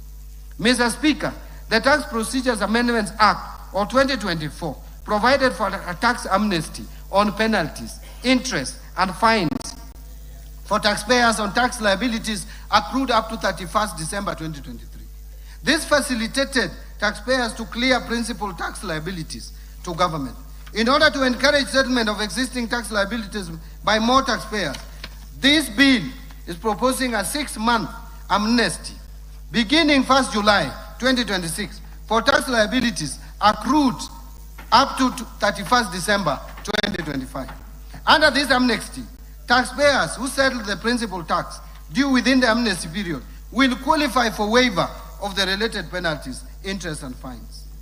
Mr. Speaker, to support faster resolution of system-related issues and improve taxpayer confidence in digital tax administration, the bill proposes to allow for waiver of penalties and interest by the Commissioner up to a specified threshold of 2 million arising from electronic tax system errors. Mr. Speaker, to improve continuity of tax records and simplify compliance for reinstated entities, the bill proposes to provide for automatic reinstatement of a personal identification number where the registered company or other entity is restored to the official register. Mr. Speaker, to improve efficiency in tax administration, the bill is proposing to allow tax assessments to be issued based on information lawfully available to the Commissioner. Mr. Speaker, to further align enforcement of tax compliance, the bill is proposing to amend the Tax Procedures Act to clarify that enforcement of tax collection when a tax appeals tribunal or a court judgment on a tax dispute is in favor of the Commissioner shall only be suspended where a stay order has been granted. Mr. Speaker, to lower compliance costs and simplify customs clearance procedures, the bill is proposing to remove the requirement for importers to present certificates of origin where such certificates are not necessary for purposes of claiming preferential tariff treatment. Now let me turn to Miscellaneous Fees and Levies Act. Mr. Speaker, under the Miscellaneous Fees and Levies Act, the bill proposes to rationalize the application of import declaration fee and railway development levy exemption on aircraft by limiting the exemption to aircraft parts and large aircraft used for commercial air transport. This measure is intended to better target the exemption while supporting Kenya's position as a regional hub for aircraft maintenance and aviation services. Mr. Speaker, the bill is also proposing amendments to clarify the application of customs procedures to all fees and levies imposed under the Miscellaneous Fees and Levies Act. These measures are intended to improve administration and support prudent fiscal management. Mr. Speaker, to support the growth of real estate investment trust market and development of Kenya's capital markets, the bill proposes to exempt from stamp duty transfers of beneficial interest in property into approved real estate investment trust. This measure complements the proposed amendments under the Income Tax Act on exemption of real estate investment trust from capital gains tax. Mr. Speaker, in line with the proposed simplified framework under the Excess Duty Act on mobile phones, the bill is proposing to exempt imported mobile phones from imported declaration fee and railway development levy, another benefit that is not being talked about by naysayers of the bill. Mr. Speaker, to increase resources available for road maintenance while ensuring that existing annuity obligations continue to be met, the bill proposes amendments to the Road Maintenance Levy Act to reduce the allocation to road annuity fund from 3 shillings per litre to 1.5 shillings per litre of fuel. And this reduction of 1 shilling and 50 cents per litre of fuel will be allocated to road maintenance levy funds. Mr. Speaker, let me now conclude. Mr. Speaker, as I conclude, I want to underscore that we have navigated a period of extraordinary challenge, yet the economy has held firm. Kenyans have demonstrated remarkable resilience and patience, and this government has remained steadfast in its commitment to deliver on the promises of the bottom-up economic transformation agenda at the most difficult period in the history of this country. Mr. Speaker, this budget was carefully crafted against a backdrop of limited fiscal space and competing priorities. It reflects prudent choices and disciplined fiscal management while directing resources towards programs and interventions that will have the greatest impact on the lives of ordinary Kenyans while staying firmly on course with our fiscal consolidation plan. Mr. Speaker, the reforms I have outlined today are designed to cushion our citizens, strengthen economic resilience, and lay the foundations for sustainable growth and transformation. They will stimulate job creation, ease the cost of living, and accelerate economic transformation of our people, that our people deserve. Mr. Speaker, this budget is deliberate, decisive, and targeted. It channels scarce resources to where they catalyze the greatest economic and social returns. To smallholder farmers and pastoralists, to MSMEs and youth, to health and education, to infrastructure that connects markets, and to institutions that uphold the rule of law. Every allocation is chosen to multiply employment, protect the vulnerable, advance equity, and unlock private investment. By prioritizing inclusive bottom-up growth, we will not only sustain recovery, but accelerate shared prosperity across Kenya. This is therefore a budget for mwananchi. This is a budget for the people. I call upon honorable members and all Kenyans to stand behind its implementation as we work together with purpose and resolve towards our shared prosperity. Together, we can translate these investments into jobs, higher incomes, and a better future for every Kenyan. At this point, Mr. Speaker, I wish to thank His Excellency the President, Dr. William Samoei Ruto, and His Excellency, the Deputy President, Professor Kithure Kindiki, for their unwavering support, leadership, and counsel as we prepared this budget. I am forever grateful to His Excellency the President for the support he has given me and my ministry. I am also greatly indebted to the Prime Cabinet Secretary, the Attorney General, my fellow Cabinet Secretaries, all the Principal Secretaries, accounting officers, and all personnel across government ministries, departments, and agencies who have diligently contributed to the development of financial year 26-27 budget. Allow me to thank you, Honorable Speaker of the National Assembly, and your counterpart in the Senate, the majority and minority leaders, and the entire House leadership, including the respective clerks, for supporting the approval process of the financial year 26-27 budget. My sincere thanks to honorable chairs and members of both the Budget and Appropriations Committee and the Finance and National Planning Committee and all other departmental committees of this House, as well as the staff of the Parliamentary Budget Office, for their constructive inputs and leadership during the approval process of this budget. I appreciate in a special way Dr. Chris Kipto, the Principal Secretary for the National Treasury, and the staff of the National Treasury who have worked tirelessly hard, long hours, to ensure that this budget and the supporting documents are prepared and supported and submitted within the legal timeline.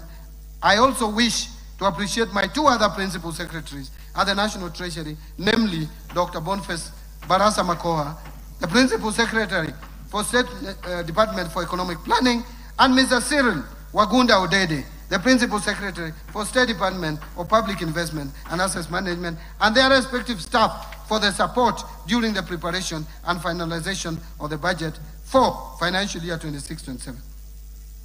My sincere appreciation also goes to the Governor of the Central Bank of Kenya, the Commissioner General of the Kenya Revenue Authority, as well as the management and staff of both institutions, and all MDAs for their valuable contributions to the budget process. My gratitude to our multilateral and bilateral development partners for their continued technical and financial support. I also thank the private sector for their participation and contribution in the budget process. I wish to appreciate the members of the fourth estate and all non-state actors for the active engagement and participation in the financial year 2026-27 budget process. Mr. Speaker, I cannot forget to mention this. My sincere thanks also goes particularly to my dear wife, Madam Rhoda Mbadi, and my children who have remained pillar who have remained my pillar. In the course of the year, calls of duty would be challenging, but when I got home, I felt relaxed among them. I will forever be grateful for their support, inspiration, and prayers as I executed my duties at the National Treasury. Finally, Mr. Speaker, I wish to thank Kenyans from all walks of life who gave their suggestions and proposals throughout the budget-making process. Thank you, and may God bless Kenya. Thank you. Thank you. Mr. Speaker. Yes, go on. Mr. Speaker, before I resume my seat, you will recall that I have already submitted to this House the budget estimates and the Finance Bill 2026, together with the accompanying documents as required by the Public Finance Management Act, CAP 412A. Today, I further submit the following documents to this August House and request that you graciously receive them. Number 1, budget statement for financial year 26-27. Number 2, the 2026 budget policy statement. Number 3, estimates of revenue, grants and loans for the financial year 26-27. Number 4, financial statement for the financial year 26-27 budget. Number 5, medium-term debt management strategy 2026. Number 6, budget highlights, the Mwananchi guide for the financial year 2026-27 budget. And I believe we have put here also the Kiswahili version. Number 7, statistical annex to the budget statement for the financial year 26-27. Thank you, Honorable Speaker. Thank you, honorable members.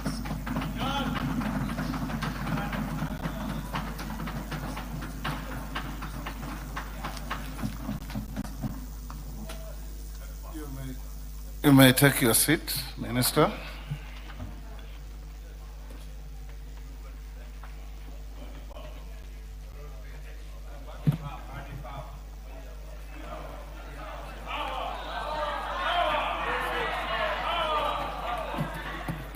Order. Honorable members, I wish to thank the Cabinet Secretary for National Treasury for ably making a public pronouncement of the budget highlights for the national government for the financial year 2026-27 and the medium term and the revenue-raising measures. In this regard, honorable members, I confirm that in conformity with the provisions of sections 39 and 39A of the Public Finance Management Act, CAP 412A, and the Standing Order 244C, the Cabinet Secretary has submitted to the National Assembly the relevant legislative proposals necessary to actualize the revenue-raising measures to finance the 2026-2027 budget. This has since culminated in the Finance Bill 2026, which is under consideration by the House. Honorable members, it is now my pleasure to invite all honorable members, the Cabinet Secretary for the National Treasury and Economic Planning, other Cabinet Secretaries, representatives of the Judiciary, members of the Diplomatic Corps, and all invited guests to a reception at the Parliament courtyard hereafter.